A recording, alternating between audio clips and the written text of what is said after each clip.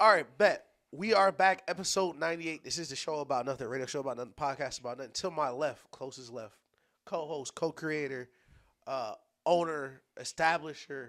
I'm fried. I don't know. CEO. CEO. Yeah. Go ahead, introduce yourself. Yo, welcome back. Episode 98. That is crazy. Welcome back, man. Shout out Max Crosby. Hello. Yep. I am so excited to be here. Real dog, though. Real dog, yeah. Jalen Carter. Yeah, shout out Georgia boy. Yeah. Welcome back, though, man. I'm really excited to be here. We got another amazing show. If you guys have not had the opportunity to go check out last episode, please do so. It was fantastic. Shout out to Charlene. And shout out to y'all. Over 400 subs from that last episode. Yes, sir. Yes. 400. We have crossed 400 subscribers. A couple of TikToks have gone crazy. Really, really appreciate y'all. They did not like that Drake TikTok. Nope. They did not like that. That's what you gotta do, though. You gotta make the shit they don't like, though. That's just as important as the shit they do like. I wish y'all knew how Daniel looked at them comments. I looked at them comments dying, like, yeah, hate him. But we are really excited to be here. Like I said, shout out to Charlene. Shout out to the spot. Giving Tuesday was yesterday. Please go donate to their Instagram. And obviously, you can see in the purple the Lakers colors.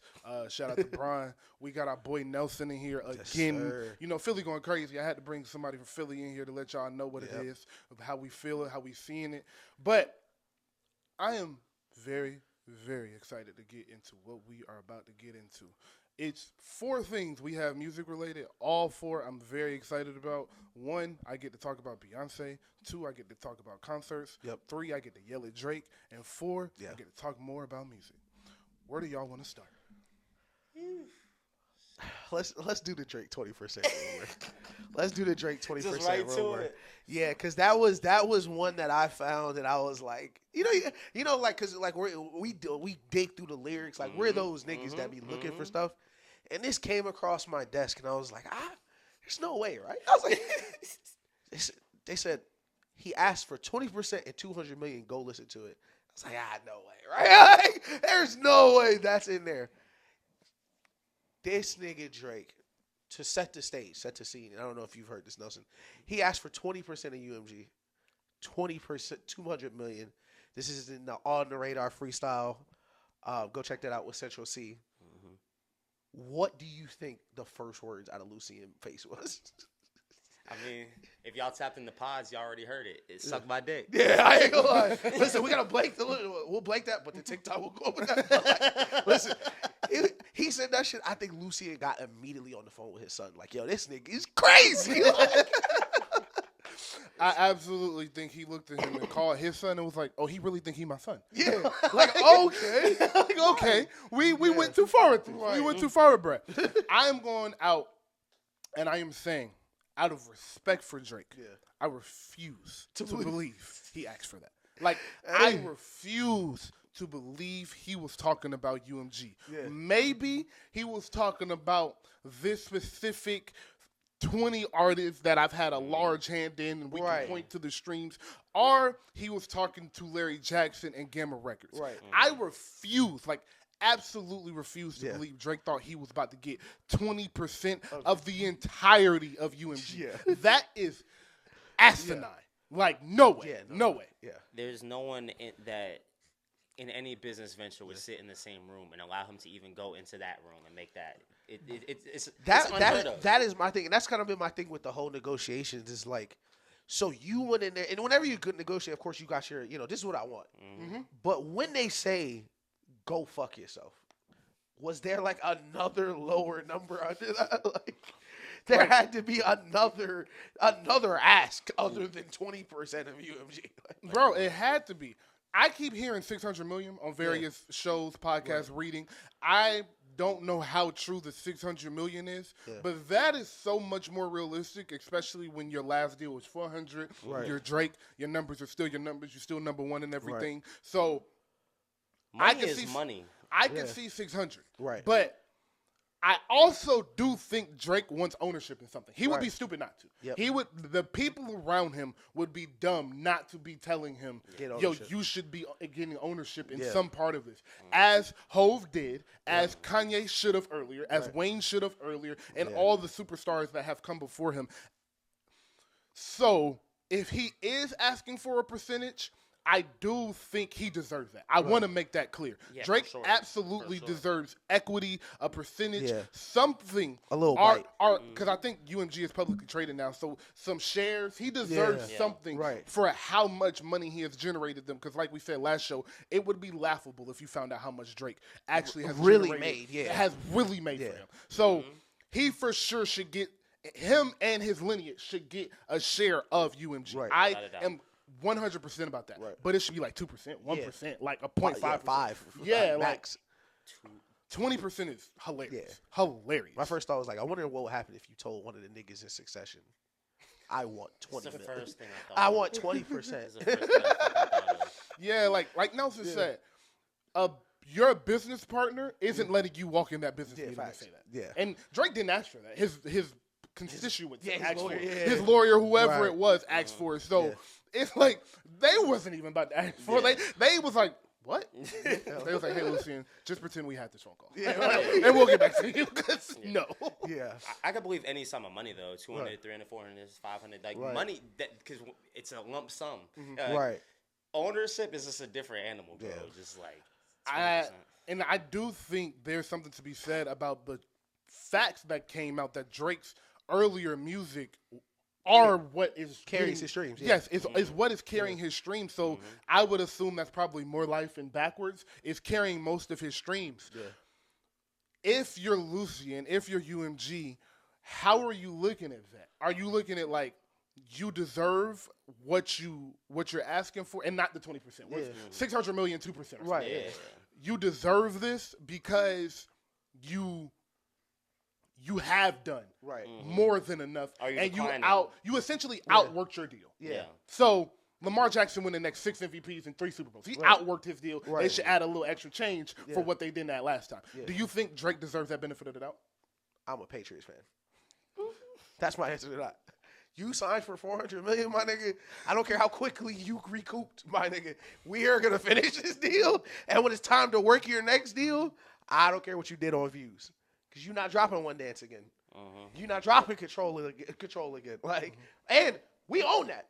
I mean, we already you sold us that. Like, it's no reason for me to give you a little chip, because you're not gonna give me nothing back. Like, you that's what be killing me is like. There a lot of when they're talking about like how quickly he did it, it's like, man, I recouped so quickly. Are you gonna give the $400 million back? Like, are you gonna give part of the loan? No. Okay, so moving on. And I think that is the real problem Drake is having is if you think like, okay, my last deal is $400 million, I'm still Drake, so my next deal should be $600 million. But it don't always work like that. Exactly. Sometimes you gotta take that Clay pay cut. 100%. Sometimes you gotta take that Brady Bucks pay cut. Like, Exactly. I am not 2016 Drake anymore. Nelson? And the other factor is that conversation looks very different a year ago than it does today. Oh yeah. That's like that's the main thing I take away from it is like, I mean, and obviously, the theme or the thought behind it is that they had something to do with that, of course. But I mean, at the end of the day, what happened happened. We can't take it back. Oh, God. The people, it's etched in stone now. So now it's like I got leverage again on you, like so. Yeah, I think it's. Closer? I think it's. No, just pull it. Oh yeah, you can move it. You can move it. Yeah. There you go. Yeah. I think it's laughable. I think I agree with Ish where it's like, you signed, nigga, I'm gonna squeeze you for everything that I can get. Oh God. And Listen, the season 82 games. and it's for the future. It's about what you can do, not what you did do. So. And my thought is back to my analogy last week I made with Colin Kaepernick. I don't think Drake is trying to work with UMG anymore. I think that's why he's suing. I think Drake is trying to go independent. I'm standing on that hill. Once you get here, Bro, like it's no deal. if I'm asking for $600-700 million and a percentage of this company, why am I suing said company for them doing something mean to me? He's trying to burn the bridge. He's trying to burn the bridge. He's trying to get out of a deal. He's trying to get out of a deal, and I think UMG is like, are you crazy? Nigga, please. Like, what? Get out of this deal. You know how much money you generated for us? They have Drake and Taylor Swift. Yeah. Stop it. You're not going nowhere. Yeah. And now what Kung Fu been doing, they got Drake, Taylor Swift, and Kendrick all on the same umbrella. We are not letting you go anywhere. So we gonna look at you in our eyes and we're gonna say, what do you want? And whatever you want, We gonna figure it out. Yeah. But you not going anywhere. And I think that's the fight they're having because why are you suing the people you're trying to get $700 million from? That's crazy. I definitely think it's over too because I don't think he's been in this deal long. I think this deal is from Scorpion on. Yeah. Because on Scorpion he's like, as soon as this would drop, I'm out of the deal. In the crib playing D'Angelo, like that was like 4 years ago. Like you like all right, $400 million, you got $100 million each year, solid. I mean, you do that for a decade, that's $1 billion. But you know they gotta let you do that for a decade. Exactly. They gotta let you get that leverage. And as soon as you thought, and that's the business side of it, and that's the part that artists are always behind on. The business side of it is, man, all right, I'm about to be on this deal. We're gonna negotiate. Everything's gonna stay the same. The business side of it is they're thinking, oh yeah, he's vulnerable now. Like, the very minute he thinks we're supposed to be doing this, if we do that, it's gonna cook him, and that's where we are. All right. We can move on to Kendrick and GNX. Yeah. Nelson wasn't here last week with the surprise drop and everything, so he got a little more time than we did before we spoke about to breathe with it, live with it, sit in it. So 2 weeks later, everybody, how are we feeling about GNX? How are we feeling about the drop, the tour announcement? Let's get all into that at once. We'll start with Nelson, obviously, because you were here. Yeah, for sure. So, I think, we were all caught by storm with the surprise drop. Facts. And, for any of the watchers who are not already aware, like, this is my favorite rapper. Like, I done just dropped $550 to see this nigga today. PG Lane Nelson for sure. In the heart of holiday season. Yeah. Nigga, my girl birthday the day after Christmas. Bro. Nigga, this is not. This really wasn't cool. I forgot all about that. That's so funny. This shit was not cool. Yeah. So yeah, that's how serious I take it. And after just like letting the album age for a bit, man, like it's just crazy how much you can unpack. It's like an onion, and you just keep peeling the layers back. Yeah. And it's just like, and that's every Kendrick album, bro. I don't think there's ever been an album that hasn't just aged. Like, obviously, I'm talking about age within 2 weeks, but still, like, it's levels to the show. Like, there's multiple listens, like, just different things to unpack. And yeah, man, I love every song. Any things that I thought I didn't like, I've grown to like. Like, it's just one of those. And another number one, salute. Congratulations on my boy with another number one. 300. That's the thing. We weren't here when the numbers. So that 300 no physicals is crazy. 300 no physicals, surprise drop, and late. Yeah. That's crazy. 12 songs. That's crazy. 12 songs, 300. And if he would have put Not Like Us on that thing would have did 500, 550. Listen, we'll speak. Well, we kind of are talking about it now, but I don't know if Not Like Us, not on the deluxe. I think this was like we talked about the double disc, like all the stuff in the videos was coming. I think this was like the deluxe, but just in the opposite order. I was literally about to say, so there was a theory I saw on Twitter, and when he announced the tour, it's the Grand National Tour. Niggas' theories is that GNX is the deluxe and Grand National is the album. Yeah. That's like that's what I've heard. And we got the deluxe first. And that's why the deluxe is the way it is. Like, it's, it just sounds the way it does. Yeah. The snippet the snippet that dropped with it sounds a lot different than this than what we got. Yes. So I think that's what's gonna end up happening, and I wouldn't be really surprised cool if Not Like Us isn't on the last song of GNX. Like, what really shocks me so much from the numbers coming out is like, okay, if there is an album and does do physicals, he might do 6. Like, he might it with really, promo and a date. Yeah, like it really might touch that because 300 no physicals is ridiculous. Yeah. If he does it the Friday after the Super Bowl, he's doing 600. Yeah, for sure. And like you see, Luther is about to go. Luther's going to know more in a couple weeks. Yeah. Like, nobody knew this was coming. Mm-hmm. So when the first couple of days the projection came out, he go to 2. I was like, no, the projection should go up, not down, because now it's machines and labels behind it. They got that. They got their hands on that SZA Kendrick song. That song's out of here. That song's out of here. And to Ish's point, just to bring you guys inside, if you guys haven't been paying attention, when he says no one knew, he's not talking about us. Yeah. His label didn't know he was right. They found out when this came out. Yeah. They was like, hey, we finna drop this. And 10 minutes later, this came out. So to Ish's point, there was no marketing behind it. There was no marketing dollars ready for this. It was like, we got to scramble. So, they're going to start working everything these next 2, 3, 4 weeks as they have with Luther. Because I'm going to say this probably for the next 10 years. SZA, Kendrick, and Luther Vandross with the sample, that is Kobe, Shaq, and Phil Jackson. Yeah. Like, you don't beat that. That is insane. That song at that concert, Lord, it's a cheat code, bro. With a band? Yeah. Lord, that's a cheat code. And I'm glad you mentioned the band because I think, especially after settling in with the album, my favorite part about GNX is probably the instrumentation. Without a doubt, yes. On every song, almost every verse. Not only does is the rapping incredible, but the production, you can tell it's coupled with the rapping. Yeah. It's not like, I made this beat, here Kendrick, here's this beat, rap over it, song is done. It's like, all right, you gonna say this, so I'm gonna add this, and this part of the story has this in it, so this part of the song should have this sound in it. Like, it's so many different, narrative cues you can follow, just not with the lyrics. Agree. I love that point. It wasn't a, hey, I'm gonna send you this album. Yeah, exactly. It gave me, we don't trust you, and we still don't trust you. Like, you can tell Metro and Future were in the studio making that album. Right. I completely agree with that point. Yeah. I just can't, I just gotta get this off real quick. I can't understate how hard the snippet is of the song we didn't get that we think is gonna be. Oh my God, yeah, bro. Yeah, shout out Tiramisu, by the way. I for real. I hate Kendrick because right after we finally get the snippet, the squabble up, he gave us another snippet for me to agonize over, bro. That last 10 seconds, I just can't stop playing it. And listen, I'm glad you're here for this. It's funny you brought this up because just rabbit hole rap nerd.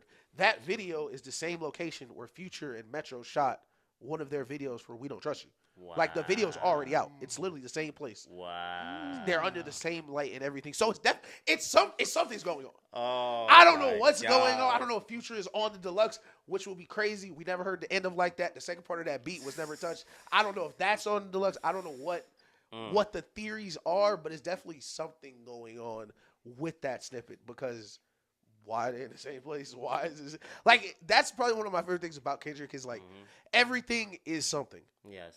Like, and people kill Kendrick fans. Intentionality. Yeah, people kill Kendrick fans. Be like, Kendrick could be like, water cold, and they'd be like, break it down. Like, well, I'm sure it's sometimes where niggas go OD, but like, without a doubt, a lot of stuff be there for a reason. Y'all just don't listen to niggas who are creative enough to have the intention behind these things, and you're not used to it when niggas actually do that. Literally. It's rare. Like where it's like, oh yeah, I see that, and it actually is something else that only these niggas would understand. Like he put the Soul Train board in the Squabble Up video. It's niggas that have never watched Soul Train. They have no clue what that board even is. Like, I agree with your point with Nelson. I agree with Nelson's point. Sorry, they're not used to this because rap has become so microwave. The biggest stars, like Playboi Carti's one of the biggest rap stars. No offense to my guy, but. Like, come on now. Shout out to and this is, I'm sorry, because I don't want to feel like I'm on this nigga dick pause, but like, this is what people's problem with Drake was, is that as the lead artist, as the top dog, you're supposed to push boundaries. You're supposed to make us think. You're supposed to create in a way no one has been able to create. So, yes, with Views, you created in a way no one ever created. Right. And it was fantastic. But then you tried to copy that same thing for the next 6, 7 albums. Literally. And then you get to Her Loss, and you like, oh, there he is. And then you get Honestly Nevermind. And it's like, at least he's doing something different. At least he's causing a conversation. Yeah. And it's not the same, oh, no, this is the best Drake album ever because you got the same 10 Drake songs you've been getting for 6 years now. Yeah.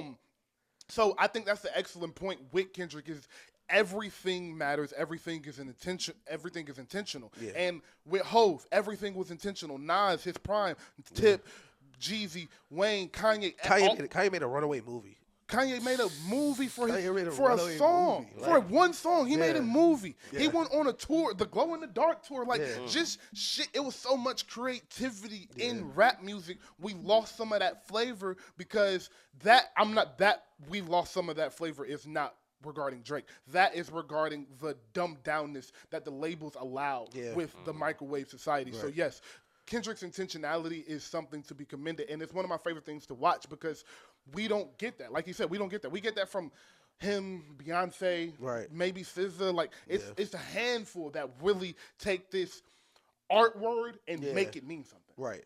And a lot of them don't fucking drop either. Like niggas like Frank and shit. Like the niggas who are actually at creative. Just Tyler's one of them. Just came to my head. As soon as you said Frank, I thought Tyler. As soon as he said Frank, I was like, thank God Tyler's consistent. Yeah, that's the thing. My bad, Tyler. Shout out Tyler. But yes, but those are the small boxes of artists that's like that takes it super seriously, and you see that reflected on their fans. And I think that was probably like the most. It's interesting to see everybody's like wrap ups this year, and like. People like, wow. Like, I listened to like 53,000 minutes of music this year. Like, people like, wow, how do you listen to so much music? It's like, well, of course, I listen to a ton of music, like working out, if I'm working, or like at home. But I'm also listening to music and reading lyrics. I'm also listening 2 or 3 times to hear certain things. Like, and with certain artists, you are rewarded for doing that. Like, and Drake, while like he didn't really push the envelope artsy wise, but just personally for me, like I would always look through like the disses, like just the little stuff that he would put in there. And now Kendrick is the exact same way, but it's like on a million, where every little like it's songs that relate to other songs that are like from this situation, from this passage in the Bible. Like it's so many different. Like you can really find yourself in a rabbit hole. Like you got to go read Isaiah now to figure out what he's talking about how that correlates to reincarnate. Yes, exactly. And like that, and if you are like one of those people who understand like Tyrone, like I know when Tyrone heard reincarnated, that shit was crazy because I know Tyrone knows Isaiah 14 by heart. Like it's just certain things you relate to more. Like when I heard him say black, no, I just struggle me and go. Like I know that story. Right? And I instantly was like, oh, that's one of the craziest bars. No, that is literally insane. Like that's one of the craziest bars ever. Like in the context of everything that's happening. Like man. And so regarding the tour with SZA and continuing this conversation, what are you expecting from the tour itself? Because and when I ask that question, I want to ask a few in between. Do you think an album is coming from one of them, both of them? Do you expect this to be? Do you expect his Super Bowl performance to be a sneak peek into the tour? Like, what are we expecting? And it's not a lot of dates, so I'm expecting something extravagant personally. But what are you guys thinking? I think it's all guesses. I think like Super Bowl wise with the album, I think he has to lean into this album because it's already doing so well. It's got all these people talking and everything. And I think you got to squeeze the juice out this album before you go full throttle with the next. So I think it'll be just GNX and the disses at the Super Bowl. And then maybe like you said, like for him doing 600, the album could drop the week after the Super Bowl or the day after, however the fuck he wants to do it. Yeah. And I drop it at the Super Bowl. Something along those lines. I would drop it the night of. Fam, I will like so to answer your question, like with the Super Bowl performance, like I do think the Super Bowl performance will be like a kind of look into what I think that in scheduling wise, in Kendrick eyes, in the public's eye, will be the start of the tour. Gotcha. And I think that'll be like, yeah, I'm the biggest rapper in the world right now. I'm going on tour right now to show everyone I'm the biggest rapper in the world in all these stadiums. Like that fit football teams. Like I'm a Patriots fan. My football team posted about Kendrick's tour. Yep. Like, hey, the way where we play football, he's gonna come perform. Yeah. So I definitely think it'll be a little bit of that. I would not be surprised if this is an album was. I think that's on the horizon. I think that's game. She's a liar. She said it's gonna drop this month. That's not. Let me rephrase. A Kendrick SZA album.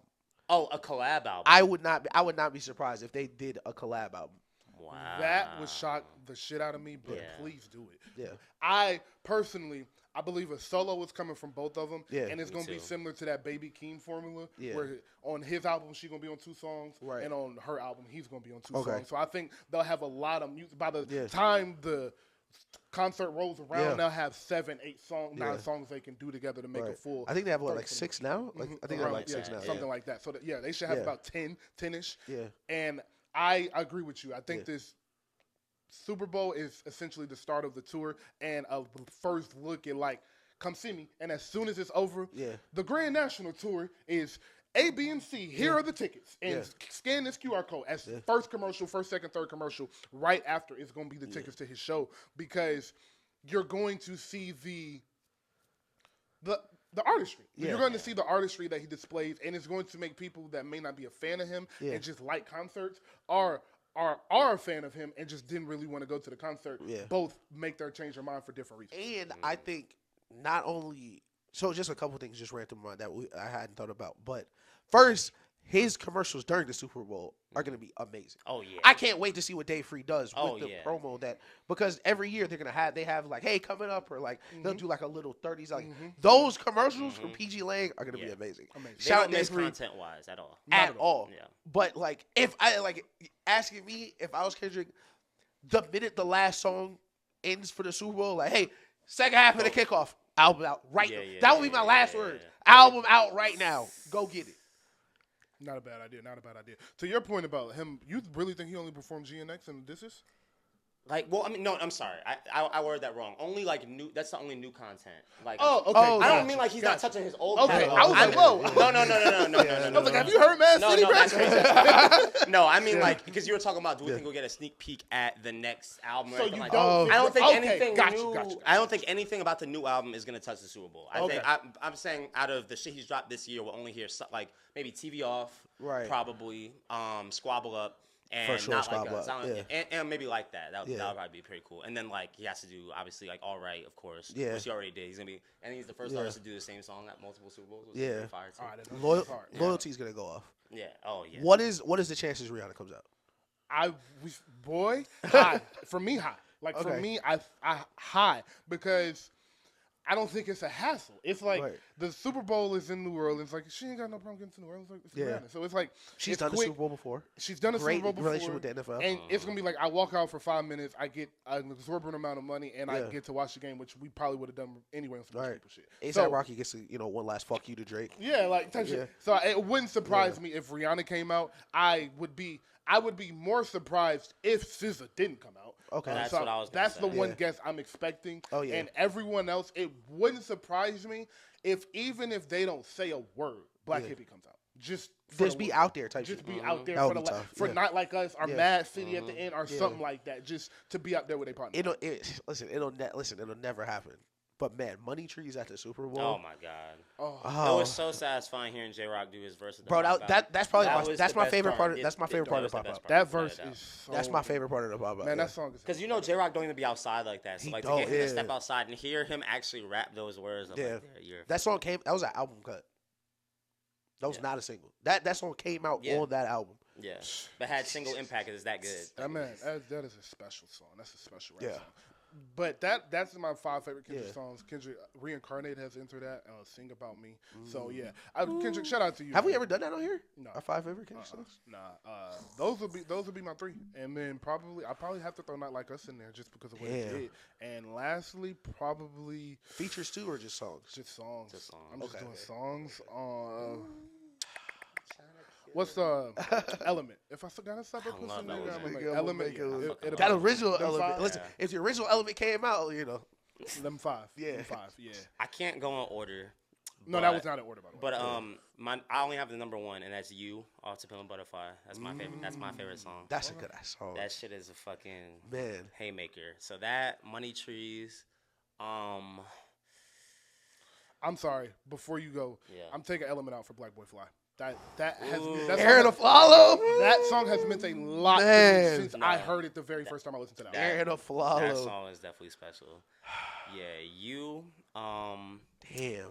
Fucking probably These Walls too. Good one. Money Trees. Cartoons and Cereal. Cartoons and Cereal is underrated. Cartoons. That shit is underrated. It's a good one. I feel bad that some of the songs I'm saying are like the very few times where like Kendrick got washed, like because J Rock washed Kendrick on Money Trees and Gunplay washed him on Cartoons and Cereal. Those verses are just fucking insane. And then last one, probably Feel Off Down. Oh, Feel is so good. My 5 is crazy. It's crazy. All the songs you list, all the songs both y'all list, I think I only have one from y'all list. Like Sing About Me is for sure on that list. I didn't say Sing About Me takes out These Walls. I'm sorry. Yeah, Sing About Me takes out These Walls. I heard Sing About Me and I knew this was gonna be one of my favorite rappers ever. Like forever. Like that song is super special. 100%. Sing About Me, Fear off Damn. Good one. Fear is so tough. Probably the Heart Part 2.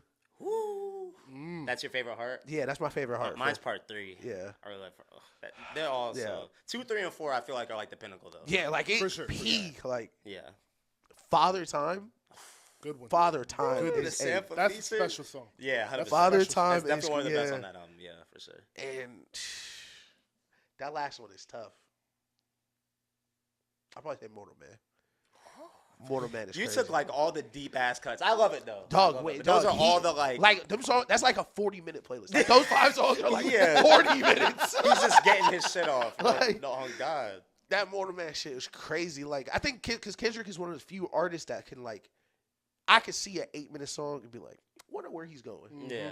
Where other niggas be like, it's no way I'm I'm ever listening clicking to these 4 beat switches Yeah, because I know niggas don't have like the lyrical focus to be At all. on a beat for 8 minutes. At all. Let alone make an 8-minute song that like man, I don't know. So speaking of one GOAT, let's go to the other one and Yes, just sir. say Hove. Happy birthday, man. Happy birthday, Hov. Yeah. Big GOAT, 12-4. It's amazing to see our legends age. We see so Yeah. many go way too soon. Hove is 55, double nickel, Yeah. and the album is coming soon. Yeah. I'm For the not- conspiracy theorists, this is a Rock Nation show as well. Yes, absolutely. We are for sure They are funding compromised. us. Yeah. But I really, really just wanted to say, shout out to Hove, man. That boy is the greatest. Been a funny year where Hove has literally not said one word, and everybody has been talking about him all year because he's Mr. Conspiracy Theory. He got the puppet master just controlling everything. Pulling every string. Niggas just having sex with Beyonce. Niggas Niggas just fucking Beyonce, and everybody Last he time controlling everything. I was watching the Beyonce tour movie. I'm watching this nigga be fucking daddy daycare with the Bro, 3 kids. chilling. I'm like, Chilling. that's the nigga y'all think is trying to get Tory Lanez thrown in jail? Like, Come on, dog. you think this is the cabal behind this?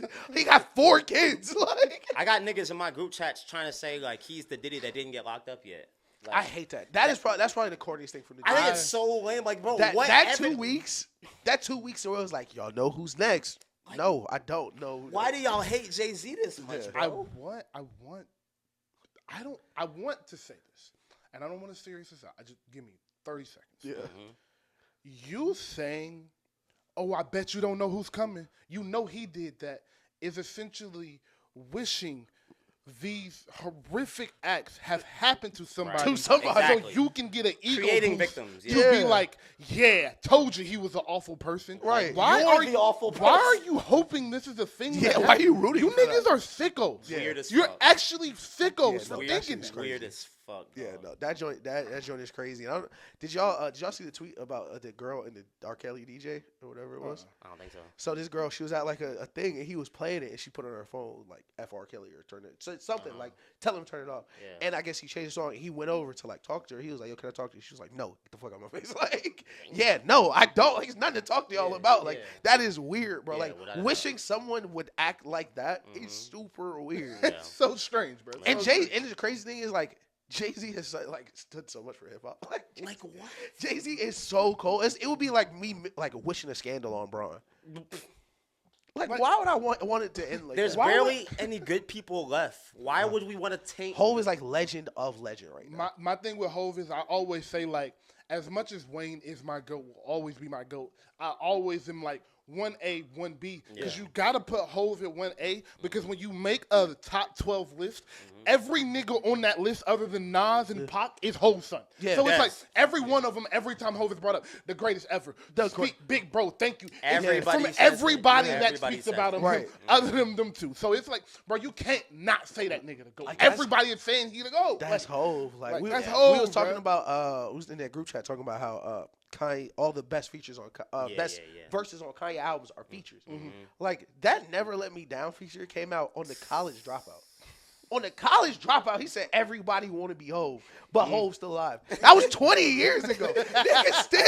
Niggas have been wanting to be Hov for 20 years. That's bro. nuts. That's the great. I gotta post that. That's crazy. Yeah. That's 20 fire. years, bro. That's crazy. fucking That is fire. ridiculous. Ain't shit changed. Ain't Literally. shit Niggas changed. dog. still want to be Hov. But that is Yeah. crazy. Salute Like to Hov, like man. Wayne is like oh yeah, that's my go. Bro, Wayne. Well, they said I can't remember which interview he was doing. There was an interview 2 years ago. He was like they was like, who your GOAT? And he was like, well, first off, Jay-Z is the greatest to ever speak. So he's number love one. Wayne, bro. Yeah, no. And I was like, yeah, bro, like that's how people feel about him. Like if you listen to niggas tell you stories about watching Hov in the studio, they be like, I thought I was nice. Like, thought I was. Watch him do that.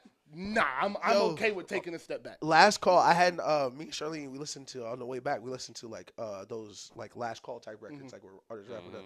And I hadn't listened to last call in like years. Y'all making me want to listen to a lot of music after this. Like he gets to tell the story about how he sold Jay-Z like Harder to Say It In. He said, yeah, I walked in. You know, he had our spit his verses all one take, and he just kept going to the story. I was like, what the fuck? He spit Harder to City in one take? Like, that wasn't a bigger run of the story?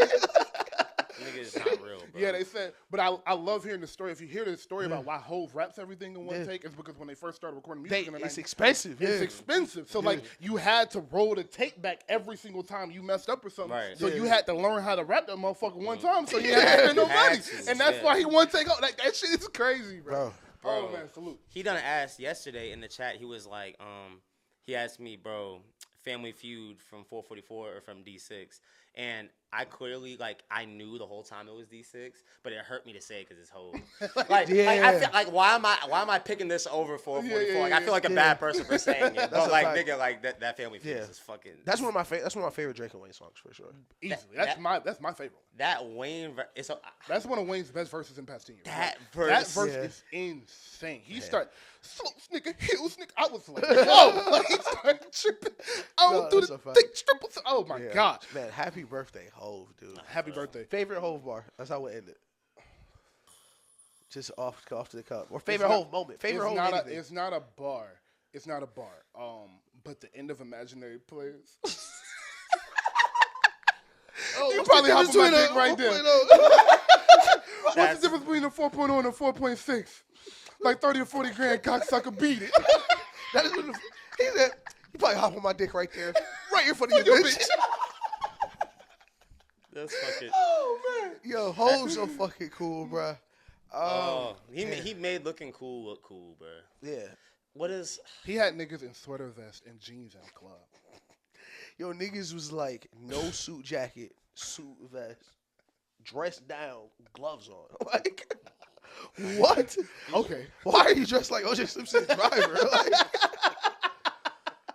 that's insane. My favorite is Diamonds from Sierra Leone. Just the verse in general? Yeah, because because that's one of Kanye's best verses. Yeah. And whole version is better. That's and whole version is still like if you listen to the Kanye only version first, it's ridiculous. And then Hov comes in, is like, damn, yeah, I got it. And he started going. I'm not a businessman. I'm a businessman. And boy, oh boy. And it resonated with Ye so much, he had to spin back the next album and talk about it again. Yeah. He's like, bro, I'm still not over that shit. Ain't no way this nigga watch me. His brother came and whooped my ass. Like, damn, nigga, what the fuck? And I love K. I love K to death. That full Kanye version is not better, bro. Yeah. You gotta let that go. You gotta let you that lost. go. He lost. It's okay. It's okay. That second verse still crazy. Still crazy. Shout out K. Shout out to K and shout out to Hov again, which leads me to my last point about music for the day is the Billboard Top 25 came out of the 25 greatest pop stars of the 20th century. Yeah. And I just wanted to read the list, get everybody's reaction because I have a hot take about this. I actually do want to hear the list because I only know who's 1 and 2. Right, okay. yeah. I don't know either. I have a couple like questions about the other, like who's third? Who made it type shit. All right. So from 25 down, we have Katy Perry, Ed Sheeran, Bad Bunny, One Direction, Lil Wayne, Bruno Mars. Okay. That's 25 through 20. 19, BTS, The Weeknd, Shakira, Jay-Z, Miley Cyrus, Justin Timberlake, Nicki Minaj, Eminem, Usher. That's 20 through 11. 10, Adele. 9, Ariana Grande. 8, Justin Bieber. 7, Kanye West. 6, Britney Spears. 5, Lady Gaga. 4, Drizzy Drake. 3, Riri. 2, Taylor Swift. 1, Beyonce, Knowles, Carter, Hardiman. Did I not hear Chris Brown's name, or did I have a stroke? You did not hear Chris Brown's name. What is this all time? No, this is 20th century. Oh, okay. So, actually, I don't think Shakira should be in the top 25, and I love Shakira. I don't know. This is the part of the pod Grace not gonna like, but why is Ariana Grande above? I was gonna say so. It's a couple of names. I'll put her there, but I can't put her. That's another thing. What number was she? 8. I thought she was 8. Jesus. What was Bieber? Hold on. I'm No, Ariana was 9. Bieber was 8. Who was she? She was before. She was before the weekend, and that's a problem. Oh, okay. I'm going to say it. I'm going to say There it is. her being being in front of Usher, the weekend. Adele. That's who it was too. It was Adele. Yes. It was Adele. Yeah. That's There's the no name. way. There's no Yeah. way. Ariana Grande. I love Ariana Grande.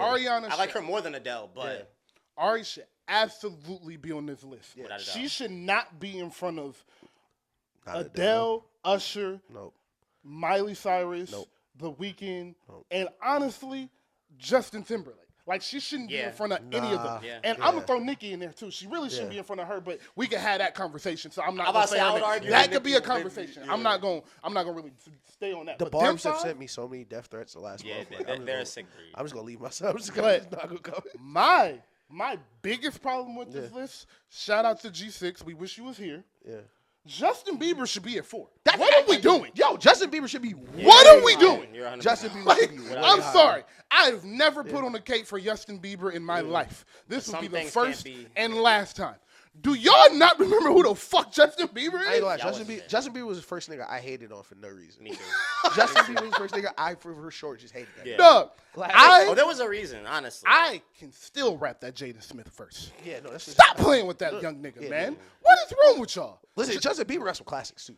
Without a doubt. I'm a Justin Bieber fan. Purpose is a classic Yeah, I was trying to figure out the name. I love Purpose. Purpose I is love a Changes. classic Yeah. album. Journals. Changes is crazy. Yeah. Journals is crazy. What the fuck is wrong It's with a y'all? great Stop catalog. playing with that boy. Yeah. He's Y'all serious. got no offense, Kanye, but you shouldn't, as pop stars, Right. you're Yeah. not above him. Ariana Grande, Britney Spears, sorry, Britney, love you. No. Lady Gaga, hell no.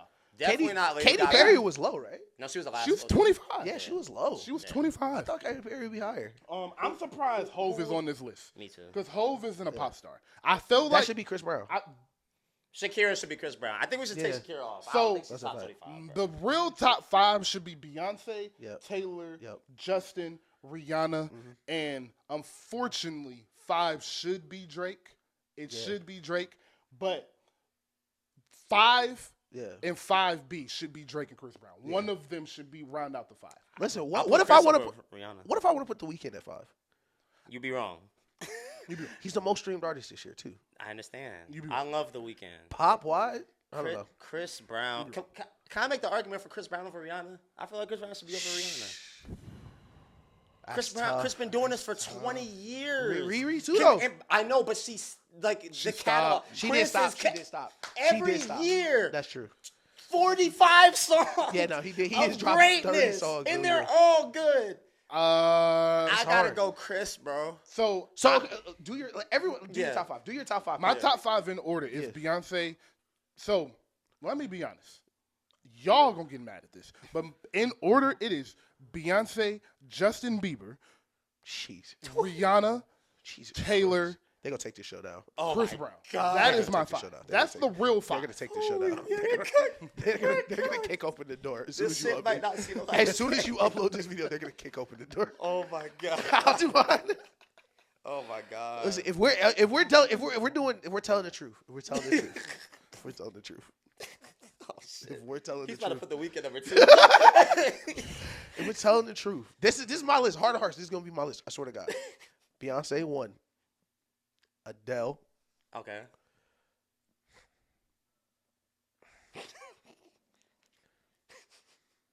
You get serious. I'm gonna go Rihanna 3. Jesus Christ. I'm gonna go to Weekend 4, Usher 5. Holy shit. Absolutely not. You're, You're out of your did mind. you not even put Taylor Swift? You didn't put Taylor Swift. You didn't. No, Put, that's just my list though. That's just my. I don't, okay. We can all do our personal list. Yeah. We're That's trying to not my do what personal the list. oh, like what it should be. But if Miley they made it Cyrus is in my correctly. personal 5. Sorry. Oh, okay. Yeah. If they made that list correctly, what's on that 5? Oh, okay, That's how okay. that's how I was okay, about to say, okay, no, so- nigga, anyone can do who I want. Okay, okay. So it should be Beyonce, Okay. Adele, Taylor, Bieber. I'ma still say The Weeknd. I told you. Nigga is insane. I think he got the numbers. He got the songs. He can't be over Drake or Chris Brown. So I don't He understand. can be over Drake. He can be over Drake. He absolutely cannot. Why be over can he Drake. never be over Drake? Drake has every metric above him. He does not. And he has The better. Weeknd sells more than Drake. But No, The he does Weeknd- not. No, he more does not. more globally. Yeah. More globally. Drake's more popular in the U.S. And all that shit you do talking about in Europe on Twitter, now you give a fuck about him? Listen, no, not Europe. Like the parts that, like the other world that matter. Like where that the nigga got Brazil in his back pocket right now. Like the Southern America, like where the bad bitches be. I didn't mean that. I'm about to say you better have a whole bunch of comments. I don't care what they listen to in Poland. Ain't no bad bitches in Poland. Oh my god. What? No, so what's yours? Fuck, bro. You gotta add the Take Care streams to the weekend, motherfucker. This nigga's insane. Beyonce. Yep. Taylor. Adele.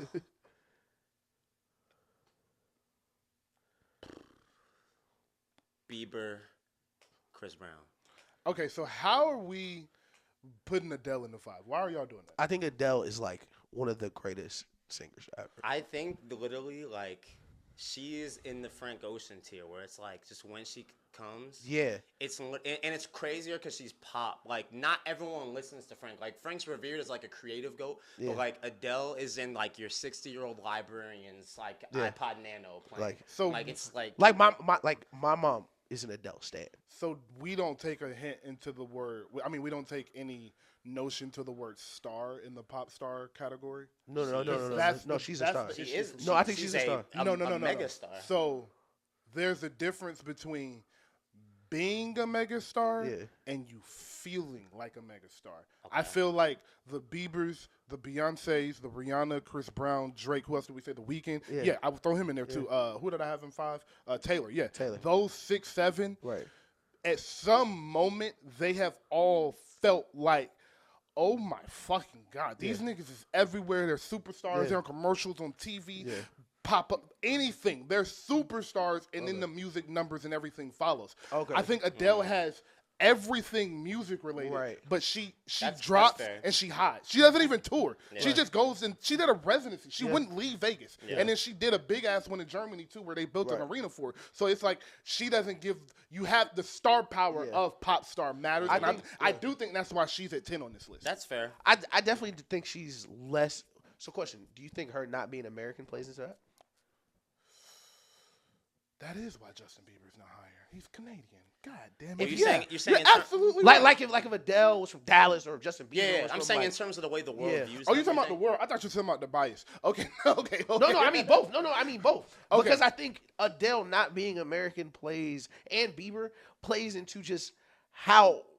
Like our relationship with them. Like I think it's the reason Drake lived in Miami for so long and lived in Calabasas. Because you, like you said, you do get to see them way more. Yeah. Like you do get, like, cause I ain't gonna lie, the minute Adele started dating dude, I've seen her like 30 million times more than I had ever seen her before. I was gonna bring that up too. Yeah. I will say, I do think for the list, them not being American played a part into where they are on this 1,000%. list. I will say for Adele, I don't think it's her living in Europe. I think it is. She don't even live here still? I think no. I think it is. She might live. Who knows? Yeah. But she might have moved here with I think it is more a factor of the UK culture with celebrities. Yeah, that's what I don't know. Yeah, that's what I mean. Like they're not even worship. I don't want to say worship, but like they're not. You're right.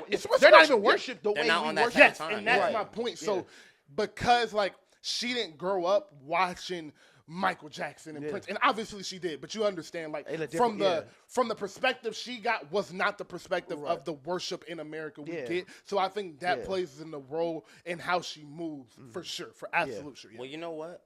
Honestly, and I'm not gonna attach a number to it, but if that's what you're basing it off of, which is a fair metric, if I was to substitute Adele, I think y'all was kind of sleeping. I think Britney Spears is valid. Britney Spears had this shit like serious. I think so. I definitely think that's like the person you saw everywhere, heard everywhere, felt everywhere. Like it was Britney Spears, and I think the reason I don't have her as high is because she was like, I don't say the opposite of the Adele thing, but like so much of hers was celebrity too. Yeah, without a doubt. Yeah, whereas Adele, it was like pure music, and Britney was celebrity. Because I mean, Britney Spears still in the news. She was in the news yesterday. Like, like, literally. Yeah. Listen, I hope she gets the help she whatever needs. she needs. But yeah, I do think the list is. I think they got the right 25 people for sure. My question is, and I'm gonna shoot you some bail here. Does Hannah Montana get included in the Miley Cyrus catalog? Listen, bro. Can we be honest about something? Why the fuck is Miley Cyrus at 15? Do y'all know who Miley Cyrus is? Like Miley Cyrus should be. I think if you included Hannah Montana, Miley Cyrus was like one of the most popular people in the world for a very long time. For a very long time. Miley Cyrus was doing arena tours at 11. Yeah, insane. Can we be honest about what we're talking about? Yeah. Miley Cyrus was doing arena tours as Hannah Montana and Miley Cyrus at 11 and 12 years old. It was a Disney tour with Jonas Brothers and Miley Cyrus, and she was the headliner. Taylor went. Like, it was a. She was a fire. That's it's definitely fire. Like, in their prime, bro. In a prime. She also saw Purpose Justin Bieber in his prime, like Black Justin Bieber. Yeah. Like, she saw that. That shit must have been like Coachella with this. Man, what? The Jonas Brothers and Miley. Remember that DMX concert for a 9-year-old? Yeah. What the fuck? Like what? That shit probably was a bag. But yeah, Miley Cyrus is in my 10 for sure. She's like around 8 or 9. That's fair. Because I'll have to put Drake in front of her. She was being that Weekend conversation with me, like the Weekend, all of them, Usher type shit. So that was an amazing music segment. Maybe we'll jump back into Kendrick. So y'all think Shakira belongs to 25? No, I don't want to seem like a Shakira hater. I really don't, because I do enjoy Shakira. No. I don't know if they agree, but I agree with it. So I ain't even trying to be like, I don't think Shakira should be on that list. I'm not a big Shakira. Who are we putting on that list for Shakira? Chris Brown. Chris Brown. Oh, Chris Brown. Yeah, fuck her. Yeah, Chris Brown. Chris Brown is not on that list. Yeah, Chris Brown's spot. I feel like if we're throwing Shakira up there, you might as well we're throwing Jennifer Lopez in there. Like, what are we doing? Yeah, that's a good point. That's a good point. That's a good point. That's a very solid point. I just think we stretched it a little bit. Are we missing it? Who is anybody missing from the list? I personally have been reading this list since it's been coming out. I don't think they've missed one person. You know what? Other than Chris Brown. Listen. Okay, so we all agree Chris should be on the list, so let's not give him Shakira's spot. Right. Put T-Pain on that list at 25. Let T-Pain get 25, bro. Listen, you will get no argument from me. Let T-Pain get 25, You will get no argument from me. Yeah. At 20, just right at the top, at the like he's not above nobody. Listen, T-Pain was my first favorite artist pop ever. star, like T-Pain was like one of the first pop. He was my first favorite artist ever. You'll get no debate from me. None. And it's harder for me because I was young at the time. Yeah. You know what I'm saying? So I don't. Obviously, our perspective isn't as wide of knowing demographics and other people. Tight. I don't know how it was for everybody like it was for me. Right. It was this way for me, and for me, it was there. I don't know outside of my demographic what that was for them. I've never looked to see what T-Pain sold. You know what I'm saying? Never mind. Could give a fuck. I never thought about it. I don't say he GOAT status to me, but you feel me? Like, that's a fact. In terms of making that list, I don't know how. Shout out T-Pain. Yeah. So somebody that they didn't want to put on this list, but because she don't got enough music, but SZA belongs. Oh yeah. That would be one I would say. Oh yeah. SZA is like one album away from being on this list. Yeah. For sure. Yeah. All right, this was amazing. Let's jump into the man's game real quick. Y'all know what we Real do. football. We got some shit to talk about, man. Democrats like Daniel didn't watch that Bills game. It was snowing. Man. All right. We do have to talk about football, but let's start with Let's start with the Eagles. All right. Wearing the blood of our past opponents. And I love the Ravens. Reggie gonna be so mad. Reggie, my dog, I love you, brother. Salute, Reggie. That you know the meme of my boy like crying with that was me facing the G-Money meme, yeah. I wish it was anybody else. I'm sorry. That's one of them games you hope is 42-45. They both throw 6 touchdowns and you win on the You field. feel me? Like, that's how you wish that game. Like everybody played great. Yeah, everybody played great. Can't be mad. Yeah. But all right, Ish, the floor is yours. Ish has been hard on Nick Siriana for 2 years. Last year he looked correct. This year he almost looked correct. There needs to be a Nick Siriana segment. So Ish, here's your Nick Siriana segment. Take it away. Me and Nelson talked about it because listen, eight wins in a row. Vic Fangio, one of the best defensive coordinators in the league. Jalen Carter, one of the best players to be in that system in the league, generating pressures with just his front four. I think the Eagles are one of the most talented teams in the league. I think they're the new 49ers. I don't believe it. I think the Eagles will have a hard ceiling as long as Nick Sirianni is the coach. I cannot see them. And we talk crazy. We talk about this in the chat. It's several teams. I think they are just don't. It's just a bad matchup because the coaches they'll be versus. Like Andy Reid, obviously. Andy Reid, John Harbaugh. Well, I'm about to say no. I was saying like as far as like coaches people have to see. Like Andy Reid, John Harbaugh got to see Andy Reid. Yeah, exactly. Right. Oh, okay. But yeah, like I don't think the Vikings are a Super Bowl team. I think the Vikings could beat the Eagles in the playoff game just because of how good Kevin O'Connell is as a coach. Like I worry so much. The Eagles are like, this is a perfect example. The Eagles are like the nicest car you've ever bought, but you don't know the last time you checked the brakes. It's like the nicest car you've ever bought. But at any moment, just something random could happen, and you're going to end up on the side of the road. And I think that's what it is with Nick Siriana. It's like, man, I think Saquon might be the MVP. I think Jalen Hurts is all-pro future Hall of Fame, a great quarterback, 2 great receivers, awesome defense, awesome D-line. But I just don't know why Nick Siriana would go for it on 4th and 6 from his 25 in the first drive of the wild card game. Like, it's just so much I don't know what that nigga would do. Like, that's facts. I just can't see past it. Okay. Nelson, your response. I just think that the team is so talented. Yeah. And since he is only responsible for making the game-changing calls and not the play calling, as long as the coordinators keep cooking, and I think Kellen Moore still has a little bit way to go. We have to start fast. We have been terrible in the first quarter all year. Yeah. That we can't keep doing that against good teams. And that could be proved to be an issue. But as long as he keeps improving, they figure out how to get going in the first quarter. The defense got it figured out. Yeah, it's the best.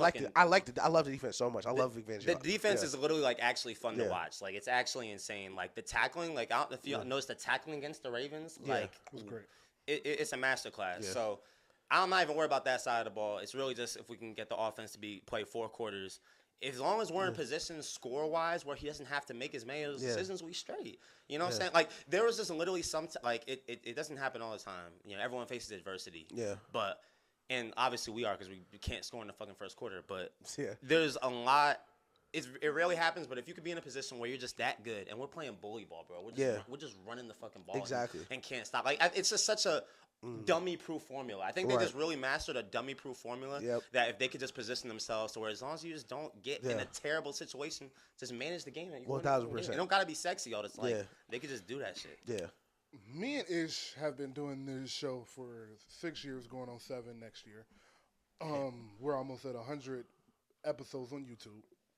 When you do something with somebody that long, you become very familiar with their opinions and how they're probably going to attack certain questions. Yeah. And me and Ish are funny because we, a lot of times, get to the same conclusion in different ways. Yeah. So,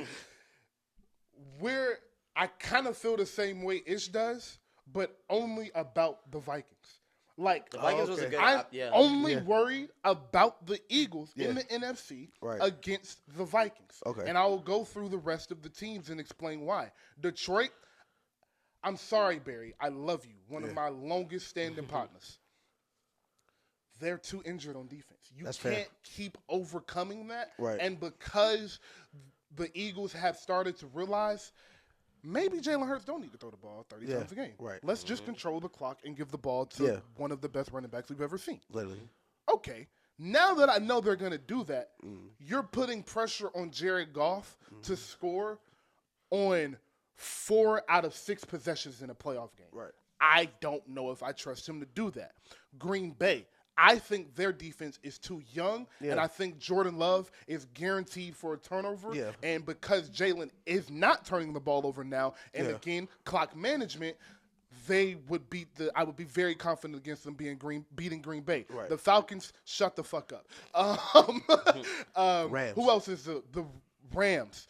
Not worried about. Just don't think they have enough. Like 2 weeks the Seahawks, not worried about. What? I'm not worried about the Seahawks. I'm not worried about the Seahawks because I am a strong component, which I'll get to more when we talk about the Ravens. And superstars win you games, and I don't think the Ravens not Ravens. The Seahawks have enough star power to win a playoff game in the moments that matter because, as we know, the playoffs are going to come down to moments. Unless it's very rare you get a blowout, unless it's like a 2-7 seed, like the Broncos may get blown out by the Bills, but like it's not common for that to happen. So they're going to be in the game, but I don't think they have enough to win because if I've been watching Seattle because they play at 4:15 and I be having all the games on, they almost lose every game they play. Yeah, exactly. I just don't think the Eagles are going to be in that position with them. And then the last team is the Commanders, and I think they're just going to little brother Commanders. I don't think their defense is ready. I don't think Jaden Daniels will be ready for playoff football. They won't stop the run. They're going to get pounded off. Exactly. So I agree with everything you said just for the Vikings because of Kevin O'Connell, Brian Flores, and Justin motherfucking Jefferson. Might go for 290. Bro, no. Y'all was in the chat when I said the Vikings. Bro, the Vikings are one of the scariest teams in the league, scary, bro. Like, because for 7 minutes, Justin Jefferson might be Michael Jordan. For 7 minutes. 7 minutes between the third and the fourth quarter, he just might break the game long enough where it doesn't matter. Thank you. Like, I saw it, like the Bills game a couple years ago where he made that catch changed the way I saw Justin Jefferson because they were supposed to lose that game 7 minutes before he even made that catch. Yes. He made like fourth down catches where it's crazy, but I think the Rams, if healthy, would worry me. I think Seattle is one of those teams. It's crazy that you said that because the reason you say every single Seattle game is like that. Every single Seattle game is like, what the fuck is going on right now? Fair. And that is the problem I have with Nick Siriana. Is like, if everything's going to plan, I think the Eagles could be fine. I think the Eagles could get all the way to – it's kind of like the Kyle Shanahan thing, but like a little different because he's not the one calling plays. But like, as long as things are kind of going how we expected, I think the Eagles should be fine. I think Jalen Hurts is such a good leader that as long as there's nothing crazy going on or if the decision is in his hands, they'll be okay. But Seattle games are so weird. It might be a 4th and 7 on the 45 for the Eagles. And I don't know if he goes for it or he might go for it. They throw a tunnel screen or like it's so many things. I don't. Ain't lying. And the thing that's scary about Seattle as a playoff team is their corners are really good. Their coach is they just got a middle linebacker who's kind of their new Roquan. They're figuring out their roles. Their defense is playing a lot better. And JSN is a lot better than people think. And I know you peeped that because you watched for the sure. game. He's having a good year. For sure. And teams like the Eagles, where you have multiple elite wide receivers or like stars that is like yo, DK's just 6'5". Like sometimes that's a great corner. He played great defense. DK is just 6'5". Like I like that. Yeah. So let's move to Detroit since that's we're gonna assume Detroit, Green Bay, Minnesota are the main competitors just because of just record wise. Simply is why I'm saying that. Do you think they're better than Detroit? I know record wise they're not, but do you think they're better than Detroit on paper and when you watch the games? I think that we would beat Detroit if we played them. I don't know if I would objectively say that they're better just because of like I think the coaching is just like so seamless. And as their whole process. Listen. Ben Johnson, he's going to get a crazy payday next year. Yeah, without a doubt. Yeah. So I think that they literally just have a well-oiled machine when it comes to the coaching. So I can't objectively say that either one is better than the other, but I do just think that the way that we're built and how much better our defense is, and like you said with the injuries, we would 100% beat them today and in January. And that's kind of my counter really about any team. Like any given Sunday, obviously, whatever. Like of course. Whoever. But in theory, there's no team it was really the Ravens game that showed me. Like that I feel like I should be scared of. Like yes, we could lose, but like there's no team that scares me. Right.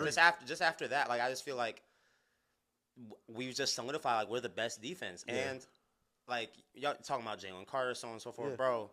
Quinyon fucking Mitchell, bro. Cooper DeJean too. Come on, bro. And Zach Bond. Bond, Y'all did that without Slay last week. Yeah. So you feel me? Like I just feel like it's just so, like you're talking about Justin Jefferson, like a fucking dog, 100%, the best in the league in my opinion. Like, but we just went down the list. Like we clamped CeeDee Lamb, we clamped Jamar Chase, we clamped Malik Neighbors, Mike Evans. Like the list of these, like you know what I'm saying. So I just feel like we're just so sound defensively that it's literally just gonna come down to just. We just got to get enough, and we're built so strong. There were times against the Ravens at the last drive, we were playing with 6 linemen. Yeah. They knew we were running every single play and literally still couldn't stop it. Like, it's just so foolproof, bro. Yeah. Shout out to Dan Orlovsky, my favorite NFL analyst right now. He's be cooking. He spoke about how the Eagles last year were always out of position. And, like, he was like, it's so amazing that the Eagles' defense is so good because it's not a personnel change. Right. It's just a fundamental discipline change that Vic Fangio has them playing in their gaps. If you watched one of the the drop back where Derrick Henry got tackled like that by Cooper, it was essentially just quarters coverage. Yep. But everybody It was like 6 people flew to the ball. Bro, everybody was in their zone, like eyes, and as soon as Lamar let go of that ball, 6 people flew to the ball. Like it is. You can just tell they have a different fire under them under Vic Fangio than they did last year. And the way that and the reason I'm such a big fan of that defense is because what you're talking about is the reason it struggled early in the year is because Jalen Carter and that D-line wasn't generating pressure. At all. He was just sitting back there. Exactly, because what Vic Fangio wants to do is that front four is going to get pressure, and that's going to allow the rest of the seven people in to coverage. play aggressive in coverage too. Yes. So what you're seeing is they're playing so free and aggressive because they all know what they are trying to do. It's kind of like the Ravens last year, where it's like everyone is so ready to make the play because these front four is carrying it, and that's why I think the Eagles. I think they are in a weird place where I think they beat 30, well, not 30. I think they beat 29 teams very easily in the playoffs. But the teams I worry against them or wonder if they will be the teams with really good elite O-lines. Because, and we saw this in the Chiefs Super Bowl the first time where it's like, they're not getting them home because they're not going to send enough. So, True. Are they going to be stubborn enough to not send them? Or are you going to rely on what's got you there? And I think that's why the Lions question is so intriguing to me, because I don't know if their defense plays as great against the Lions because the Lions are just not going to let Jared Goff get touched. Yeah. That's a great point. And it's a strength on strength thing. And it's a great way to build your team because it's 3 good offensive lines in the league, maybe. Yeah. It's 3 good offensive lines max. Yeah. Honestly. And I think I think that's why I think the NFC Championship will be beautiful football. I hope the Eagles eventually do catch the Lions because I want it to be played outside. I want it to be played in the cold. Yes. And I want it to be 28 carries each way. Yes. That was going to my next point about the home field advantage matters a lot in this game. Oh, yeah. Because if Detroit has home field advantage, we're going to get a 28-31 game, and I'm not sure who's going to win because Detroit in the NFC Championship, Lord have mercy, that motherfucking stadium is rocking. Rocking. Yeah. But they come to Philly. if they go to Philly, I don't think Detroit has a chance. Yeah. I don't think Detroit has a chance. I agree. I think that number 1 seed is so important for Detroit, and they know it too. They know it. Yeah. I think if it goes to Philly, it has to snow for Detroit to be competitive. I think that's the only way. Because I think it'll just be impossible to tackle Jahmyr Gibbs in the snow. But and Matt Eberflus is my biggest op. Matt Eberflus is my biggest fucking op because we should be in first right now. You're a fucking scumbag. Put the fries in the bag, nigga. Shut up, Matt everything Eberflus. But that shit is sick, bro. Like, that is one of the funniest niggas ever. Oh my god. All right. We didn't even talk about that on here, but like, I don't think we talked about it. They really gave that nigga a hard knocks. Go to hell, listen, bro. The yelling I was doing at my TV watching the clock drain down on Thanksgiving, bro. I felt like a sick nigga. Like, no, and it's crazy because like I don't really watch. In certain games I won't watch with my family just because I'm gonna be so locked in. Yeah. But I was upstairs like on my laptop and I'm watching it, and like my parents are having a conversation. And he completely blasted DJ Moore. First, DJ Moore break attack. I'm like, nigga, go down. Like, he get back up, and the clock is running. I'm like, timeout. Like, I'm screaming, like, why are y'all not calling timeout? Like, yo. I seriously couldn't believe that. You should have been fired before the fight. It's the best way to quit your job ever. Best way to quit your job ever. Just to clock out. Like, just to mentally clock out. Like, you know what? And then look at the reporter dead in his face and say, I agree with the decision. Yeah. What the fuck? What? Poor Caleb, bro. Nothing is sadder than when the clock hit 0 and they cut to me and he did not know that the game was over. He had no clue the game just ended. He didn't, bro. Like, I saw that shit too. I was like, he doesn't know. He has no idea. Fam, nobody's telling him, like, yo, the clock is going down. Poor Caleb. Oh, my God. Caleb, I believe in you. You're going to be okay next year. But I told your ass that coaching staff was not it. I'm sorry, Caleb. I put a lot of pressure on you. I was like, Caleb. I put a lot of pressure bro, on you. I didn't know he was that bad. I thought he would be a bad coach. That's one of the worst coaches I've ever seen in my life. I thought he would be like. He made me feel better about Sirianni for sure. Like, for sure. It's like, sure. damn, maybe Nick Sirianni not that bad. So you feel me? Yeah. Golly. Is that where Ben Johnson goes next year? No. Ben Johnson is a Patriot. Trust me. I told Daniel this 3 weeks ago. I got in the car and the first tweet I saw was a nigga talking about Ben Johnson coming to the Patriots. I said it right to Dave. Gerard is cooked. It's over, bro. Black coach in Boston. We 3-11. Patriot legend though. He's not a Patriot legend. He's not even. They don't like him. Niggas are on Twitter pulling up clips of Gerard Mayo giving up passes. Like, oh wow, that's cool. That's hate. Yeah, that's really led the NFL in tackles. They're pulling up clips like, look at him in coverage. Oh shit! Like, come on, bro.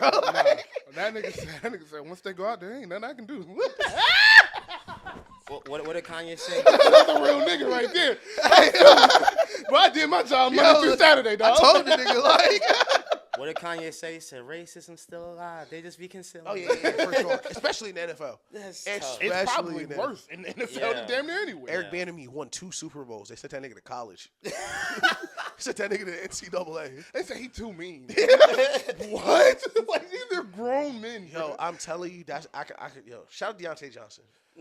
Shout out to Deontay Johnson, bro. All right, so let's get into the team the Eagles beat. The Baltimore Ravens. Yes, Nelson is rocking their colors. Ravens. And I'm wearing them. And I'm wearing them in my heart. Are y'all worried about the Ravens? 3-3 in their last 6. The pass defense is better, but it started off very bad. Their offense was leading the league in scoring. Now they're second or third. Are y'all worried about the Ravens, or just not really worried about them because they got 8? I think it's. I mean, well, I'll lead with this. It's unfair that this nigga needs to be God in football form. Superman every week, yeah. To have a chance. Yeah. Why does he need to be? Well, I'm not gonna say to have a chance because they be blowing niggas out, no diddy. But I mean to the extent of whenever it matters and it's that big fucking game, and he needs them most. The Avatar, you need him most. And Nelson Aguilar just shits his pants, just runs down his legs. Like, yo, the drop pass. I will to directly answer the question. I am not worried, but I'm kind of glad it's happening. If that makes sense. You think it's gonna help in the long run? Yeah, because I think they were in a place that was probably the worst place for them to be, where it's like nothing between now and January is going to matter because all we have is the Super Bowl. And now that they're losing some games, they're like, oh, shit, people lose games. Like, oh, this is important. Like, oh, you're not supposed to win 80% of your games. Like, oh, this is a little different. Like, okay, we also need to be locked in, too. Because I think that's a lot of it, what you're talking about. It's kind of like the Braun on the calf shit. It was like, he's going to figure it out. So you think they need a reminder? They already have 4 losses, and the Steelers are on their head. I feel like they was already mad, especially Lamar. Lamar is so fucking focused on winning. Like you see how pissed he is. So I feel like, I mean, I can't speak for the whole team, but I don't know. I felt like they were already mad. No, I just think they need some adversity just in general. The Eagles lost, I'm not too mad at just because like how they lost and what happened in the game, but like I think them being 14-3 would have been worse than them being 12-5. Where like if they had it's crazy as it sounds, if they had the same exact season as they did last year, I would not feel better or worse. It would be kind of the same going into that Chiefs game. But them having like to stay committed to the daily grind, like the Chiefs understand this because they're going to their Super Bowl. Like Eric Mangini talks about this a lot with like the Patriots dynasty. Like everything was week by week. Like Cam talked about it. Like every week we're getting a little better. I'm adding this every single week. And with the Ravens, it kind of felt like it's week 1 versus the Chiefs, and we're talking about the Super Bowl.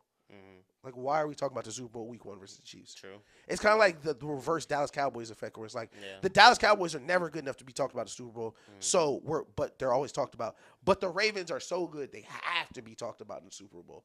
So I think that, but I do agree with you with the Lamar thing. It's just super annoying. Like I am getting so mad. Niggas like, man, Lamar not running enough. Fam, like, yo, it's just a lot, my nigga. Right. Like, yo, like, I gotta run around, get hit. Like, niggas be like, Lamar don't run a lot. He run the pass. They don't got a great old line. He make like 4 niggas miss every quarter running around. Like, it's not like he just back there. Like, I don't know. My beef is it's just the receivers aren't like they're not good enough. They're not good enough. They're just not good enough. Zay is good. Zay is good, but like. If you put like a real dog on him, you can control Zay. You know, and Zay's little too. Exactly. Zay's little. It's only but so much they could do. If the pass defense keeps getting better, cool. But it's not at a point where I could trust it yet. I trust their O-line's not great. Their O-line is very suspect. Yeah. I love Roquan. I love Kyle Hamilton. I love Lamar. Yeah. Them three niggas, I have all the faith in the world in. Yeah. Marlon's been playing good this year, but it's really good this year. But it's spooky. It's a little spooky. And I would say this is and this is probably my final answer why I'm not worried. It's 3 good teams in the NFL. I mean, when I say worried, I mean about can they win? Yeah, right. Everything. That's real. That's my for sure. That was yeah. Them getting far. I mean, these niggas ain't shit. That's what I'm saying. Like we're gonna talk about the Bills in a second. I think they beat the bricks off the Bills if they play again. 100%. Without a doubt. I think they blow the doors out. Yes. I think, listen, the Eagles are the hottest team in the league. You play one of the hottest teams in the league. And their defense played good most of the game. And in Ravens fashion, you played one of your worst games of the year. Facts, like, yeah. not even just, not like the typical Lamar didn't show up. Like, Justin Tucker missed like 4 field goals. Yeah. Like, which is another factor about if they can win too. Like, is this going to be a problem? Do y'all think that's a thing?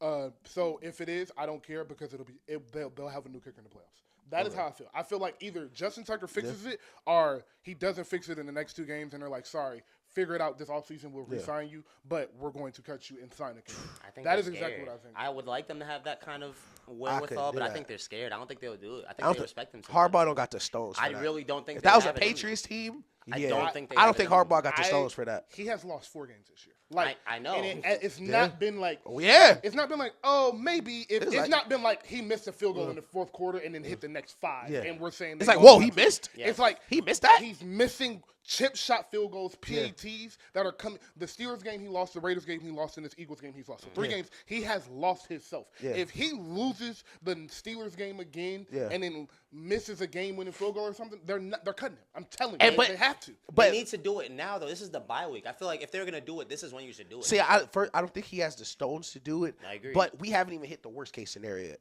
Because the real worst case scenario is he don't miss for the rest of the year. And then get in the playoffs. And they get in the playoffs and he misses his first field goal. Like if he don't miss, like it's 3 weeks left. He goes 4 for 4 over 3 weeks, and Lamar throw a touchdown in the first quarter and he missed the PAT. Oh my god! Yeah, like that is really the worst case scenario. That is absolutely the worst case scenario. Yeah. But I'm not gonna worry about the greatest kicker ever too much. Like it's frustrating to watch. It pisses me off. But I listen to Bill Belichick a lot about special teams. He loves special teams more than anybody in the world. Yeah. And he keeps saying, he's like, it's a mechanical issue with the hold or his leg. It's the hold. Not power. It's the holder. That's what a lot of people are starting to say. They need to switch the holder. It's the holder, bro. Because his leg, everything has been long enough. It's never been a short field goal. Yeah. And if everything is hooking the same way. Well, they got a new holder a season and a half ago. Mm-hmm. And they said the regression started last year. No, literally, from the first game the new holders happened, that's when the regression happened. So I think that is the change you'll see in the bye week. Because, listen, I ask this about coaches all the time. I ask, what do you do? Right. John Harbaugh is a special teams guy. Yeah, that's so you need this bye week. Listen, Lamar got it. Lamar will figure out the offense. Roquan, he'll figure out the defense. Fam, you need to fix Justin Tucker because it's not just that he's losing games. You coach and play a certain way, assuming he's going to make these kicks. Without a doubt. Lamar, that's really worse. That's the biggest problem. That's the biggest problem. They assume it's a Eagles game. Yeah. Like if I'm Lamar, I could force this 15 yards down the field and this double jump. But I got Justin Tucker. So it may be the right decision if he make the field goal. Just take your points. But if you don't, now it's a problem. Now it's 3 points off the board and good field position. Yeah. Dang. So I start playing like that shit's not guaranteed because it isn't. Okay. And to my point, to the question I asked about, are we worried? Ish, completely agree with you. Okay. This needed to happen, and I said this was going to happen. At the beginning of the year, I said I didn't think I thought the Bengals were going to be okay. Yeah. I was screaming very loud this offseason. Them losing Joe Mixon is going to affect them. I knew they were going to be bad.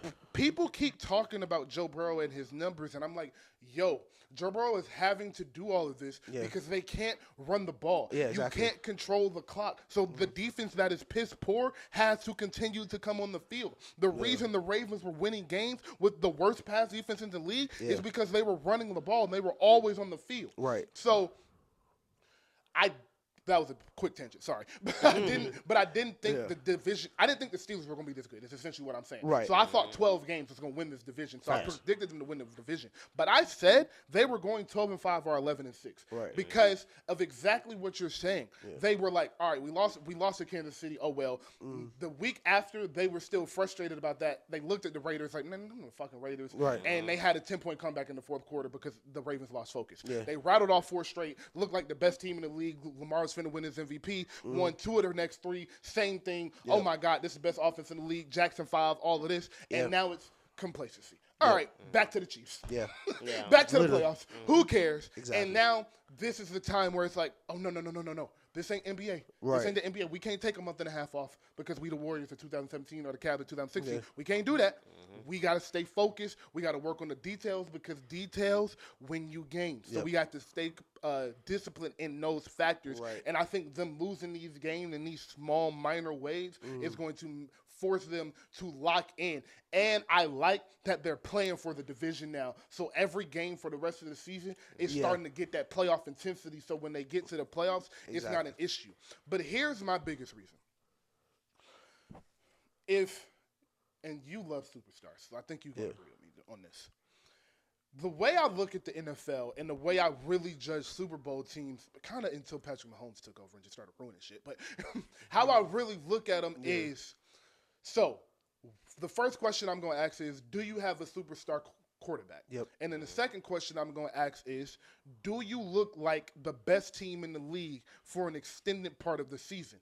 If you have the part of the season you have to look like the best in the league is shorter for B. So for the Lions, if they look like the best team in the league for 4 weeks and started falling off, I would be worried because Jared Goff is a quarterback. Exactly. But for 10, 11, 12 weeks, they've looked like one of the 3 best teams in the league. Right. The Eagles, same thing. I think Jalen Hurts is a game changer at quarterback, but he still is iffy sometimes. We don't know the turnover issue. We didn't really know, but they have looked like one of the best teams in the league. The Bills, same thing. The Chiefs, the same thing. Yeah. The Ravens fall into the category of weeks 3 through 8. They look like the best team in football, top 3 team in football, and they have arguably the best player in the NFL. So I'm not going to sit here and worry about NFC losses on 425 just after you came off an emotional Monday night game of playing your brother, and you got to bye next week, and you've played 12 games in a row, and all of these, Lamar's 22-1 against the NFC, so you're thinking about that. Like, it's so many factors to why you would have lost focus, why you don't look your best in week 12 when you haven't had a bye yet. Facts. So I don't think there's any reason to panic unless you're one of those people that just think every time Lamar don't look like a superhero, the Ravens suck and are going to fall apart in the playoffs. I'm not one of those people. Lamar Jackson is a superstar. I have been saying all year, since this offseason, I don't want the Ravens at home. I want them to go to Arrowhead because I think it's going to take the pressure off of them because you know that home crowd, you can feel the intensity when you get down 10-0 and now the whole arena quiet.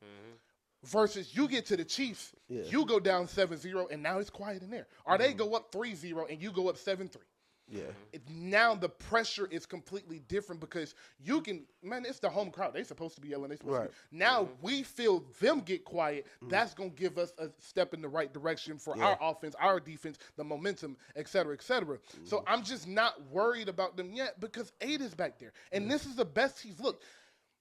Nelson, next time somebody talks bad about the Ravens or Lamar Jackson playoff record, can we please take into consideration that last year, he was in the AFC Championship game. He had 275 total yards and should have had 2 touchdowns. And if they score that touchdown, they probably score another touchdown, or he at least has 300 total yards. So that would have been a great playoff game. And the Texans game, before that, he played great. 300 total yards, 2 or 3 touchdowns. The playoff games you're talking about, other than last year, happened 4 years ago. 2020.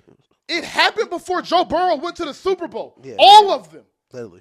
Can we please stop talking about how we don't trust Lamar in the playoffs because of something that happened in his rookie season and his second season when he was 23 and one of the youngest quarterbacks in the league? He was younger than rookie quarterbacks. I hate those people. Lamar Jackson hit his prime 12 months ago. Lamar Jackson just started his prime. This is the best he's looked. This is the best he's thrown the ball. This is the best offense he's had.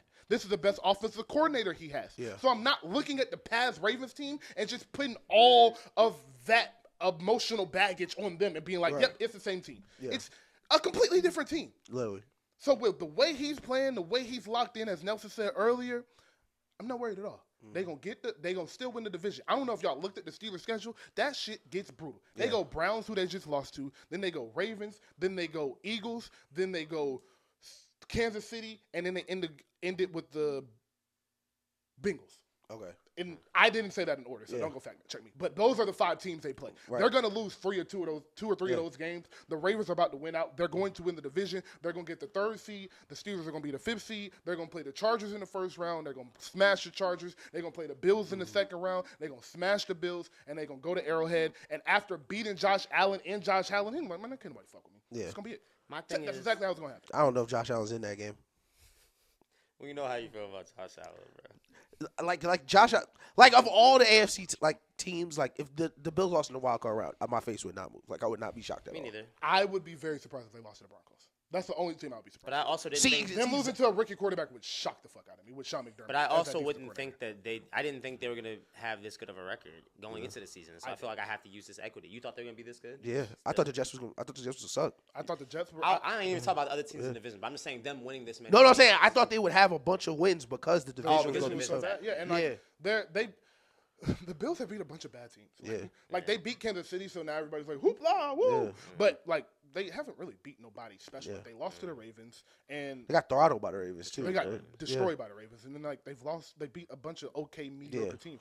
I wanted this, and like the San Francisco game, I wish we could have gotten regular weather because Brock Purdy can't play in the snow. So it's like I knew they was gonna win that game. Or God forbid if they had 3 to 4 players healthy. I saw that weather, and I was like, okay, they're gonna win that game. Yeah. So I'm excited to see them. Shout this out week. Brock Purdy. Who do they play this week?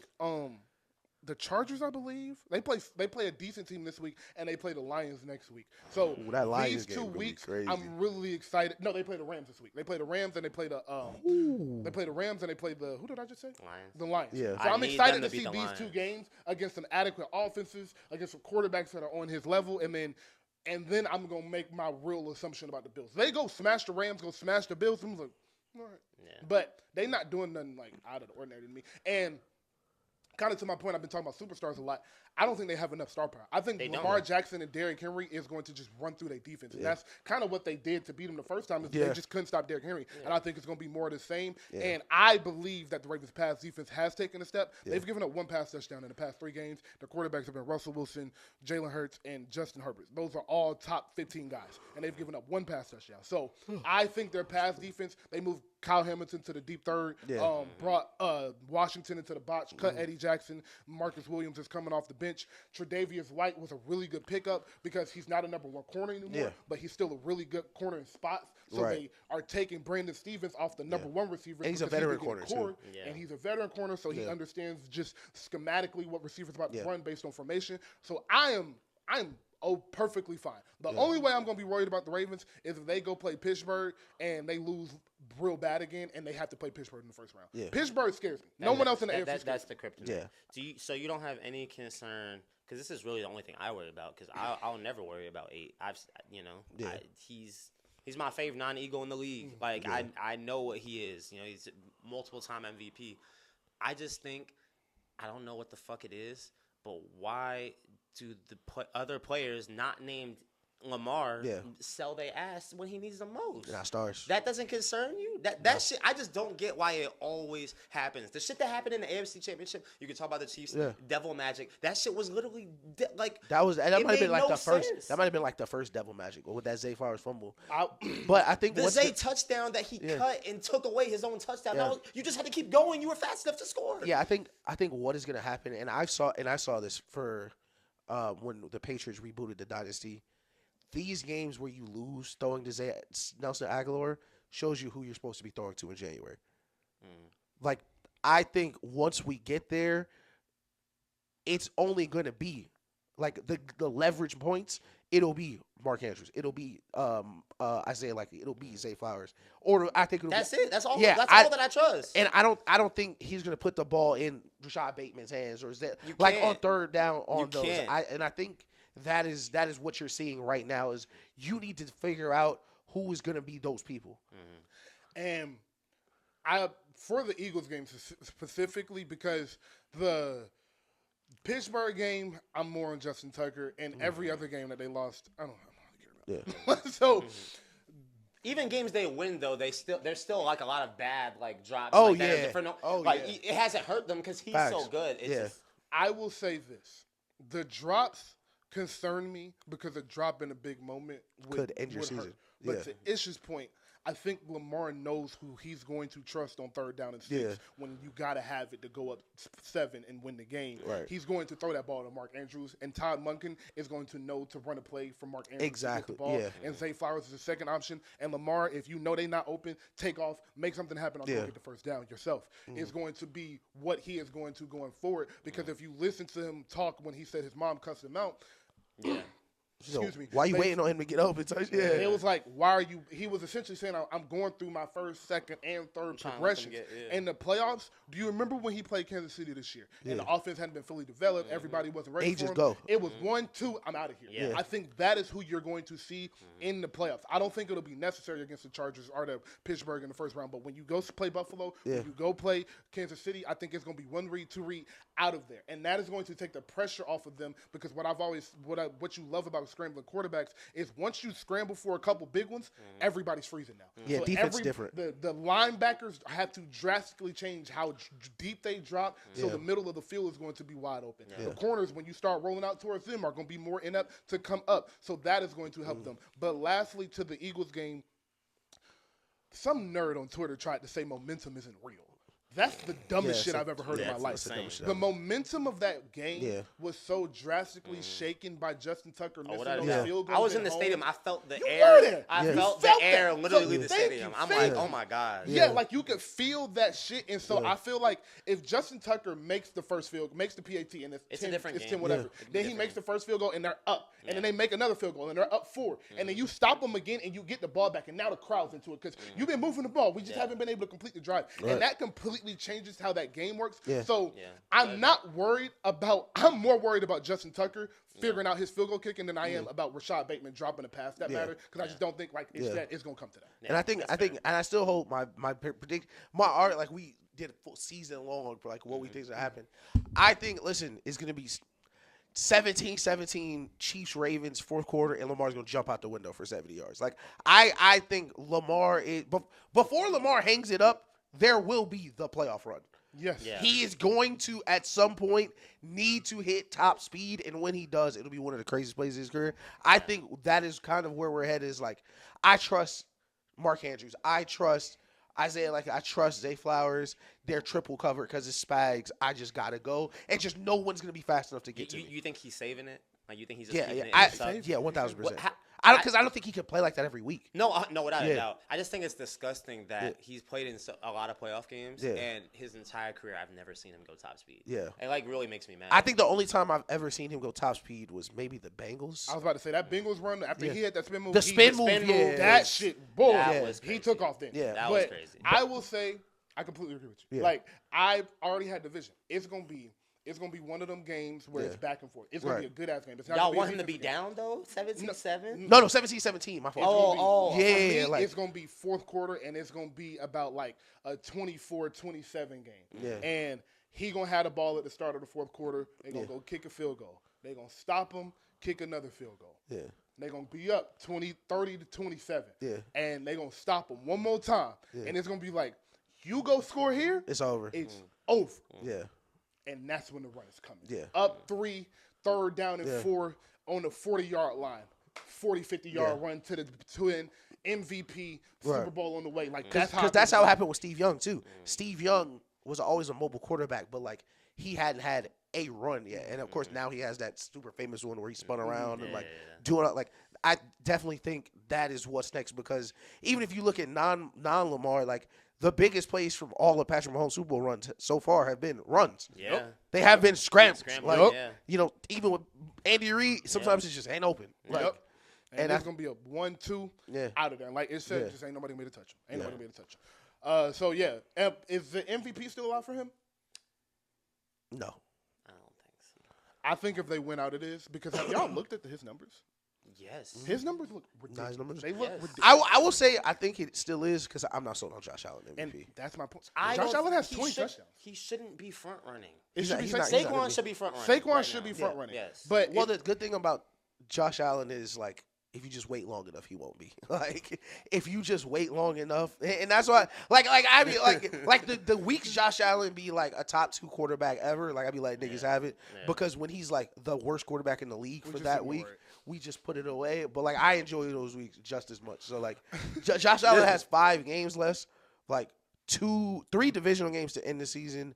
The Rams and the Lions. Like he has an opportunity to like get throttled one more time by the Lions. Like if the Lions beat them by 30, like I wouldn't be surprised. Like because I don't think they're that caliber of team. Like I don't think that Bills defense does not want to see the Lions. No, hell no. Hell no. And then this is what I'll say about the MVP. The longer, like last year, because of how the season was going and how dominant the Ravens looked, the MVP was kind of wrapped up like week 12. It was like, all right, Lamar's getting MVP. Yeah. This year, because it's week by week now, it's like, all right, Lamar was a front runner, but his record isn't what it's supposed to be now. Saquon is a running back, so we know what that means. Yeah. And Josh Allen is playing good, but his numbers aren't fantastic. Right. So because it's like that, it's just a game-by-game basis now. Yeah. Every week, the MVP list is going to be different. So here is how I really think it's going to play out one or two ways. Well, 1 or 3 ways for each of them. For Josh Allen, he's going to have to beat the Rams and then go really put on a show against Detroit. Yeah. If he does that, he'll lock it up. Right. And then because he'll be, they'll be like 13-2, and he's going to win at least 2 of the 3 last division games. Yeah. He'll have that locked up. For Saquon, he touches 2,000. Yeah. He's going to get it. And something I think is going to change is they're going to stop tush pushing on the 1-yard line and start giving him the ball because he should be at like 16 touchdowns. I think that's the issue. He should be like 16 touchdowns. That's been my favorite part of this season. It's like, I remember y'all was like, y'all think he's still going to do the tush push? You goddamn right. 100%. Nigga, what? And then for Lamar, all I think Lamar has to do is win out. His numbers are going to stay his numbers. He has 32 touchdowns, 3 phantom picks, and that has not thrown an interception. That's how I like to say. He has not thrown an interception. He has 32 touchdowns, leading the league in passing yards, leading the league in completion percentage. And he's like 24th in attempts. Like just dumb shit. It's so disgusting. all he has to do is win out, and Josh Allen has to lose to the Lions, and him or Saquon will win it. So do we think that the Bills have devil magic too, to an extent? No. Because why? I feel like roster wise, like the Bills should be experiencing the season the Bengals are having. Yeah. Like defensively, like. I feel like they should be, and the Bills have Jamar. I mean, I'm sorry, the Bengals have Jamar, and the Bills don't, and they are way better. Why is that? I think Sean McDermott's a much better defensive coach than people give him credit for. Yeah, I think Sean McDermott is a good defensive coach where they're not going to be a great defense, but because he's a certain level of coach, the bottom will never drop off. Yeah, like exactly. the floor for their defense will always be mediocre type. Yeah. The Bengals' floor is so low. No, it's terrible. Like, I definitely agree. I would relate it to our point about the Eagles with Vic Fangio. Yeah. Just his defense is always going to be disciplined. Yeah. It's kind of like the Pittsburgh. It's no matter who personnel the Pittsburgh got. They just going to be disciplined, so that's going to make them at least okay. Yeah. And that's kind of what I'm seeing where when we saw them face a superstar, they gave up points. We saw them face Patrick Mahomes, gave up points. We saw them face Lamar, gave up a lot of points. True. So I don't think they're just stopping anybody that's great, but they're always going to be in games because they're disciplined. Yeah. So that's all I think it was. On the Josh Allen aspect, I always was very high on Josh Allen. I've always been Josh Allen over Joe Burrow. I've always been Josh Allen, third best quarterback in the league. But I think he had a turnover problem. He led the league in touchdowns, but also led the league in turnovers last year. So he cut down on that. And that's really all I think the advancement in his game is. And instead of trying to force passes to Diggs or just force long balls that weren't there, he's just dinking and dunking. So the yards are just coming after the catch now. And like I said, his numbers aren't great. He's just not turning the ball over, so they're in the red zone a lot, running in touchdowns. James Cook has been phenomenal, and they started relying on the run game and playing a balanced offense instead of letting Josh Allen be the superhero. So I think everything you're seeing about the Bills is more so coaching than actually Josh Allen just being somebody different. And before the year, this is exactly how I thought the Bills season would go. And how I feel about the Bills when they play like this and how Josh plays like this is, and this is why we're opposite on this, is I think if he's going to play like this, they're always going to have that hard ceiling of divisional conference champions. Like if he's not going to be the superstar guy the whole game, I don't think they'll have a super high ceiling. But also, if he just plays in control, they're going to be better than most of the teams because him in control is better than 27 quarterbacks. Yeah. He's just not Mahomes. Yeah. And that's okay because you don't got to play Mahomes every week. And that was always my biggest thing about Josh Allen was like, man, you're not playing that 13-second game every week. Aaron Rodgers just popped his Achilles. You don't need to throw it into triple coverage. Right. Like, and that is kind of where they've traded one for the other. It's like, all right, we're good. We don't have Diggs. We're less explosive, but we're more consistent. So, But where I think the issue is so Lamar, people talk about him wanting to prove he can win as a quarterback. I don't really think it's necessarily that. I think it's just really hard to know when to scramble. To plan to run. And to plan to run. Like, I think that's just a hard thing to do. Doubt, and you have to work through that in a game, and that game kind of comes to you. If you didn't start the game running, it's hard to just turn it on and start running out of nowhere all the time. With Josh Allen, I think he either has to play this way, and if he plays like Superman, he's guaranteed 2 turnovers.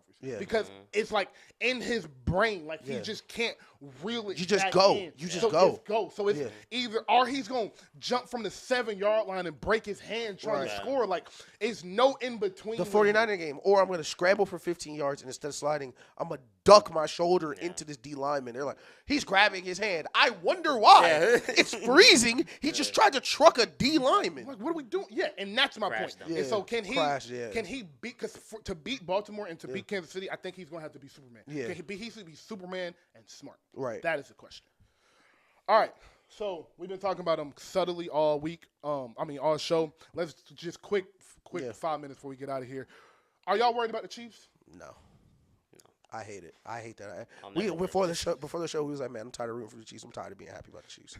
I'm so tired of them being this good. Like it's nothing. I don't worry about them. There's nothing. Like D Hop is so good still. Why would I? Like, why is D Hop on that team? All right. Let me ask this. Then. Are you concerned? No. No. Really? Okay. No. I'm concerned. I'm genuinely concerned because I'm not gonna fall for this trick every year. I can't do it. What's just the definition of insanity? Why do I always think it's the year? I can't do it. That's a fact. What was the Super Bowl? He lost. The Bucks. Yeah. Why did he lose this? Oh, because they blitzed the shit up. Yeah. The defense was on his ass. They couldn't move. They can't. The left tackle problem is a problem. I agree. It's a left and right tackle problem. Yeah. It's not just the left tackle. Yeah. It's both tackles. Yep. Yeah. That is going to be an issue. And quiet as kept, that defense was the best in the league. Yeah. It is getting spotty. Until Watson went down. Yeah, Justin Their Watson, the number corner. 2 corner, Justin Who's Watson, a dog, by the went way. down. Yeah. They got diced up by Carolina. They got diced up by Bryce Young, bro. Yeah. Got diced up by Josh. That's not a surprise. He always kind of goes crazy on him. Yeah. And then Aiden O'Connell put up numbers on him. Yeah. That defense is going to be a concern for me going forward, and the tackles are going to be concerned. Worried? No. I'm not worried as long as you have the best quarterback and the best head coach. You can't be too worried. But I can be concerned about the tackle issue because what if we get – because the thing is, they're not blowing anybody out. We have established that. They don't really have the team to blow anybody out unless – Buffalo loses to Denver, and they play them in the first round. And that's the division. So they probably won't blow them out. Blow them out either. So I know you're not blowing them out, and I know you're going to be in a close game. What happens in that moment where you finally are down 1, down 3, with it's 24-27, and you got to go get a field goal, and it's 3rd down and 8, and you can't block? Yeah. So they know you can't block, so they send 6. You can't get to Travis fast enough, and now you running for your life, throw a pick. That is the situation I'm envisioning. Are the Kansas City Chiefs going to lose on a blowout? Absolutely not. Nope. Are the Kansas City Chiefs going to lose on undisciplined shit? Absolutely not. Is Kansas City Chiefs going to lose because Patrick Mahomes has a bad game? Absolutely not. No. But the 2 things that can cause it is the defense can't get a stop, so Patrick Mahomes has to be superhero for a whole game, and he just gets stopped, like not really because of any reason. Just like you get stopped sometimes. Yeah, facts. And 2, like I said, 3rd down, 4th down, and you just can't block. And you know you can't block, and they just send 2 straight at your left tackle. He don't pick it up, and that's the game. That is why I'm worried about them because football is so quick. Football is about moments. And in their moments, your biggest weakness being your offensive line in moments is going to worry me. Yeah, no, 100%. Allegedly, are concerning. Allegedly, DJ Humphries is supposed to be the solution at left. No, So I'm not. I don't know how that's supposed to work. If out. DJ Humphries was a solution at left, guess what? Yes. He would be at left. That's funny. I definitely agree with the tackles for sure. Defense, I'm not worried about yet. Oh, worried about the defense. About the if I'm saying 50-50, it's 80% offensive line, 20% defense because of Spags. I know that's where you're going. Yeah, absolutely. that's what Spags is the best game-to-game coordinator in the playoffs like we've ever seen. Yeah, because what Spags do is the craziest shit ever. Spags just start mad and cheesing you at some point. Like Spags just stop playing defense. So, like the Eagles game, like the Eagles Super Bowl. Like we're just not covering these niggas. Let's send 7. Like let's just stop covering. Let's just send as many as it takes. Like it's the crazy shit ever. Like that nigga is really sick in the head. It does concern me how much he's getting just hit every game.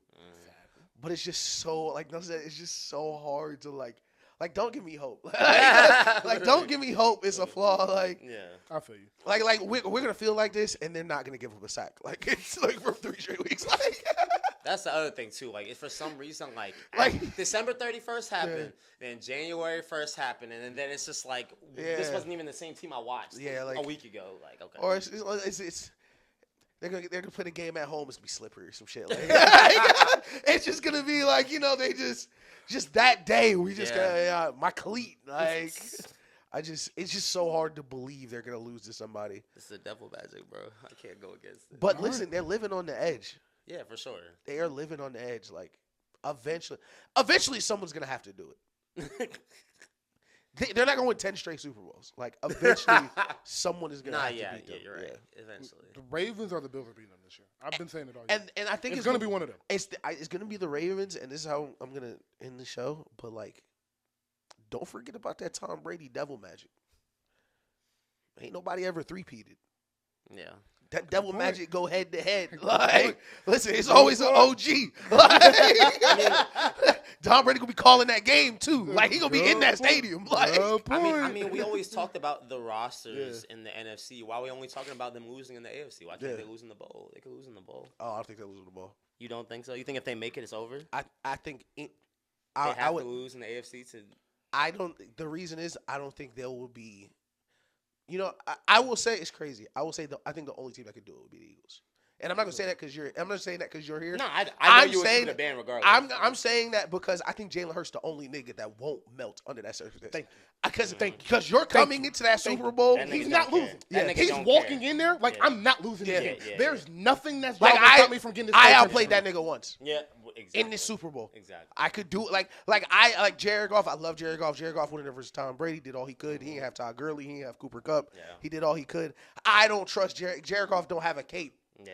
To put on. If Mahomes put on his cape, at least Jalen Hurts could put on his cape. Exactly. Like that's exactly how I feel. It's like I agree. I've been saying all year, it's gonna take a superhero performance to beat the Kansas Somebody's City gonna have Chiefs. to tweak. Like it's going to. That's why I said it's only gonna be Lamar Josh. And since you brought up the Super Bowl, Jalen, the Detroit Lions are not beating Patrick Mahomes, bro. It's not happening. If the Lions beat Patrick Mahomes, I'm gonna be the happiest nigga in the world because Jahmyr Gibbs gonna go for 260. He's gonna have to. That is like in my mind the only way there's like 1% chance like the Vikings beat the Chiefs.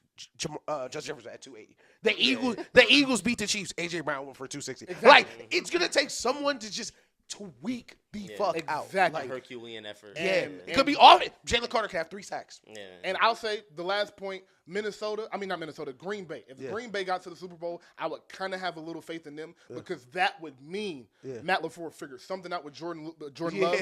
And I do think Jordan Love is a dog. I just think he's stupid right now. And when you're young, you're stupid. It's right.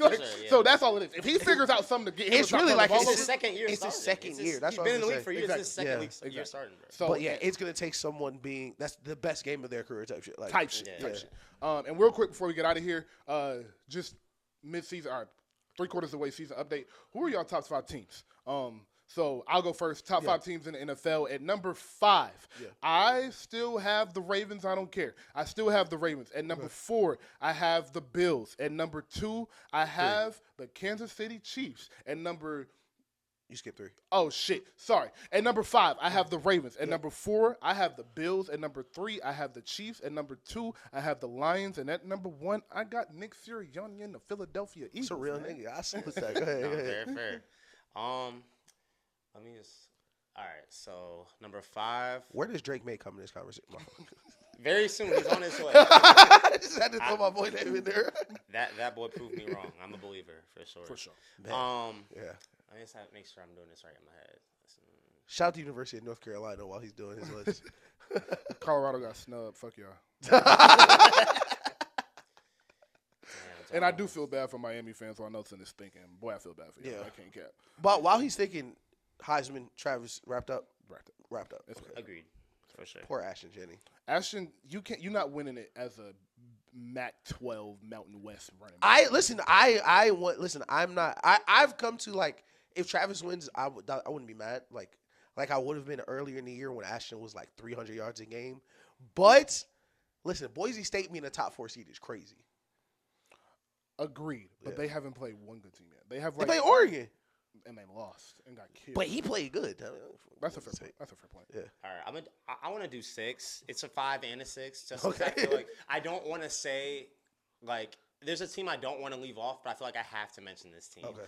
And you're probably gonna laugh, but I feel like the 5 and 6 I'm occupying together with the Bills and the Steelers. I'm putting respect on the Steelers. I'm cool with that. Oh yeah, we didn't talk about the Steelers. Yeah, they won't be on my list. I have to. I'm such a believer in Mike Tomlin, bro. Yeah. I might be on the high of just watching Hard Knocks too a little bit, but like Mike Tomlin do have aura. Mike Tomlin do got crazy aura. You saw how he was talking to Jordan? Look at me. Yeah, he got good. Yeah, he got crazy aura. Stupid aura, bro. Crazy and aura. It's just a well fucking run organization. Yeah. If Russell Wilson has no haters, then I'm dead. But I still gotta put respect on. I just love what they got going on. Yeah. I'm like, as an Eagles fan, I'm slightly spooked to see them soon. Okay. TJ Watt is. TJ Watt is. I think still the best defensive player on the planet, personally. Like, so yeah. I mentioned the Steelers and the Bills in the same vein. Yeah. With 5, 6, 4, I'll have the Ravens. Okay. 3, I have the Lions. Okay. 2, the Chiefs, and 1, the Eagles. Okay. I'm gonna go 1, 2, 5. Chiefs, Eagles, Lions, Vikings, Bills. I like that. I think all those lists are valid. Oh no, take the Ravens. Take the Bills off. Put the Ravens. Yeah. And I listen. The Steelers. Listen, hey, man. Shout out Mike Tomlin, man. Above 500 one more time. Listen, that Russell Wilson game is coming. Also, Mike Tomlin has not won a playoff game since 2016. Just saying. Damn, really? Yeah. Poor guy. It's been 8 years. But Mason Rudolph, like his quarterback, Kenny Pickett, his quarterback's not shit. So the fact that they were in purgatory, bro. They were in purgatory. Hey, listen, y'all picked that nigga from the University of Pittsburgh. They did. They did that. They did. Shit. Hey, listen, you started a quarterback that wear a glove on his throwing hand. Hey, man, I don't know. Listen, you get what you get at that point. Whoever's fault it is. 2013 Peyton Manning did something to Kenny. 2013 Peyton showed Kenny something. Man. No, that shit is him, Teddy Bridgewater, and Kenny Pickett, the craziest niggas ever. Teddy used to have a glove on the throwing hand. That shit is disgusting. Teddy used to have on 2 gloves, like a fucking Teddy 2 gloves. They called him Teddy 2. Like a wide receiver. Yeah. Like he was a wide. Like he needed that. Oh, that shit was so nasty. Man, I love y'all. I appreciate y'all. That's to the audience. I do love Ish and Nelson, but I was talking to y'all. I did want to ask, what's the funniest Super Bowl outcome though? Because I just want to say mine. Funniest? The funniest for me was Minnesota Pittsburgh. If we get a Sam Darnold, Russell Wilson Super Bowl, I would cry laughing. Oh my God! It's funny. Mine involves Russell Wilson, but it's the Seahawks and the Steelers. Oh, that would be hilarious. That would be hilarious. That would be hilarious. I think that would be the nastiest Super Bowl ever. Oh, that's nasty. Thank God shit like that don't happen in the NFL. Listen, Roger Goodell would never let no shit like that happen. I don't know. I felt like the Super Bowl might be a different animal, but there was really a year where the quarterbacks in the championships were Blake Bortles, Nick Foles, Case Keenum, and Tom Brady. That was Tom Brady. Like I saw that championship line. I'm like, there's no way they let this happen. I remember that. Niggas be acting like the NFL not what it is. Yeah. They be like, they be like, oh, the NFL kind of slacking now. It's like, do y'all realize how many crazy quarterbacks it is? Y'all know it was 4 good quarterbacks in the 2000s. It was that would be making me mad. Niggas like, we used to watch gods play. Do you know how shit the NFL was for like 5 years? Lying. Yeah, Absolutely lying. They'd be like, Joe Flacco. I watched Joe Flacco stink it up. I used to watch Joe Flacco stink. It was Brady, Breeze, Peyton, Matt Ryan, Cam, and Aaron Rodgers. And listen, after you got past, they try to say Phillip Rivers. I'm like, I've seen Phillip Rivers sell some ass. It was.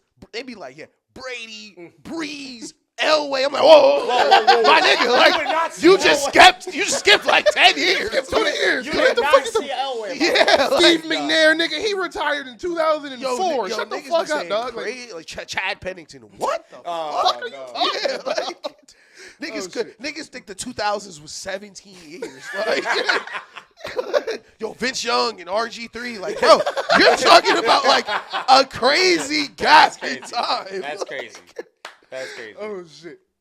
All right, man. Episode 98 was amazing. Nelson, appreciate you, gang. Let's wrap this up, man. I love y'all. Oh, actually, I did have one more thing. What?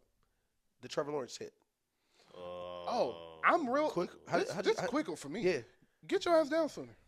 I like that. That's how I feel.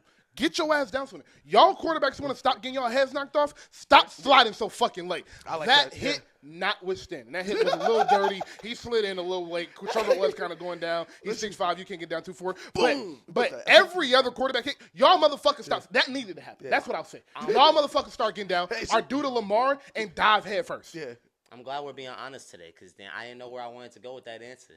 I was a little scared to say it, but yeah, bro. Like, why didn't you go down? You like, it's just so hard to be a defender in football, bro. Yeah. If I'm him and like, bro, not everyone's built like. How do you say it? Aziz Al-Shire? Yeah. Bro, that nigga's a fucking missile, bro. Yeah. Not every defender is built like that. There's no off button. You can't. Thank you. Could he have angled a little bit better? Sure, but why is he in the position to? I like what you said, Trevor Lawrence. You 6'5". You should have slid earlier. Come on, you bigger than Aziz Al-Shire. Listen. The first thing a football coach ever taught me, he had a small football and a big football. And he took the small football and threw it at the big football. He said, "Listen, size don't matter. It's all momentum, nigga. Lower man wins, nigga. You should have been on the ground." Like, and another thing, like you said, listen, I'm a martial artist. I come from family martial arts. Your safety is your responsibility. You don't want to get a concussion? Slide. It's not on the other person to protect you. And Tom Brady, the best quarterback ever, says the exact same thing. Okay. You are supposed to protect yourself. Stop asking defenders to protect the offensive players when their job is to run full speed and hit them. Literally. Kill you. Yeah. That is an oxymoron. Yeah. Like, stop it. Yeah. And one more icing on the cake. It's a divisional game. It's smoke. I don't fuck with peel that nigga up.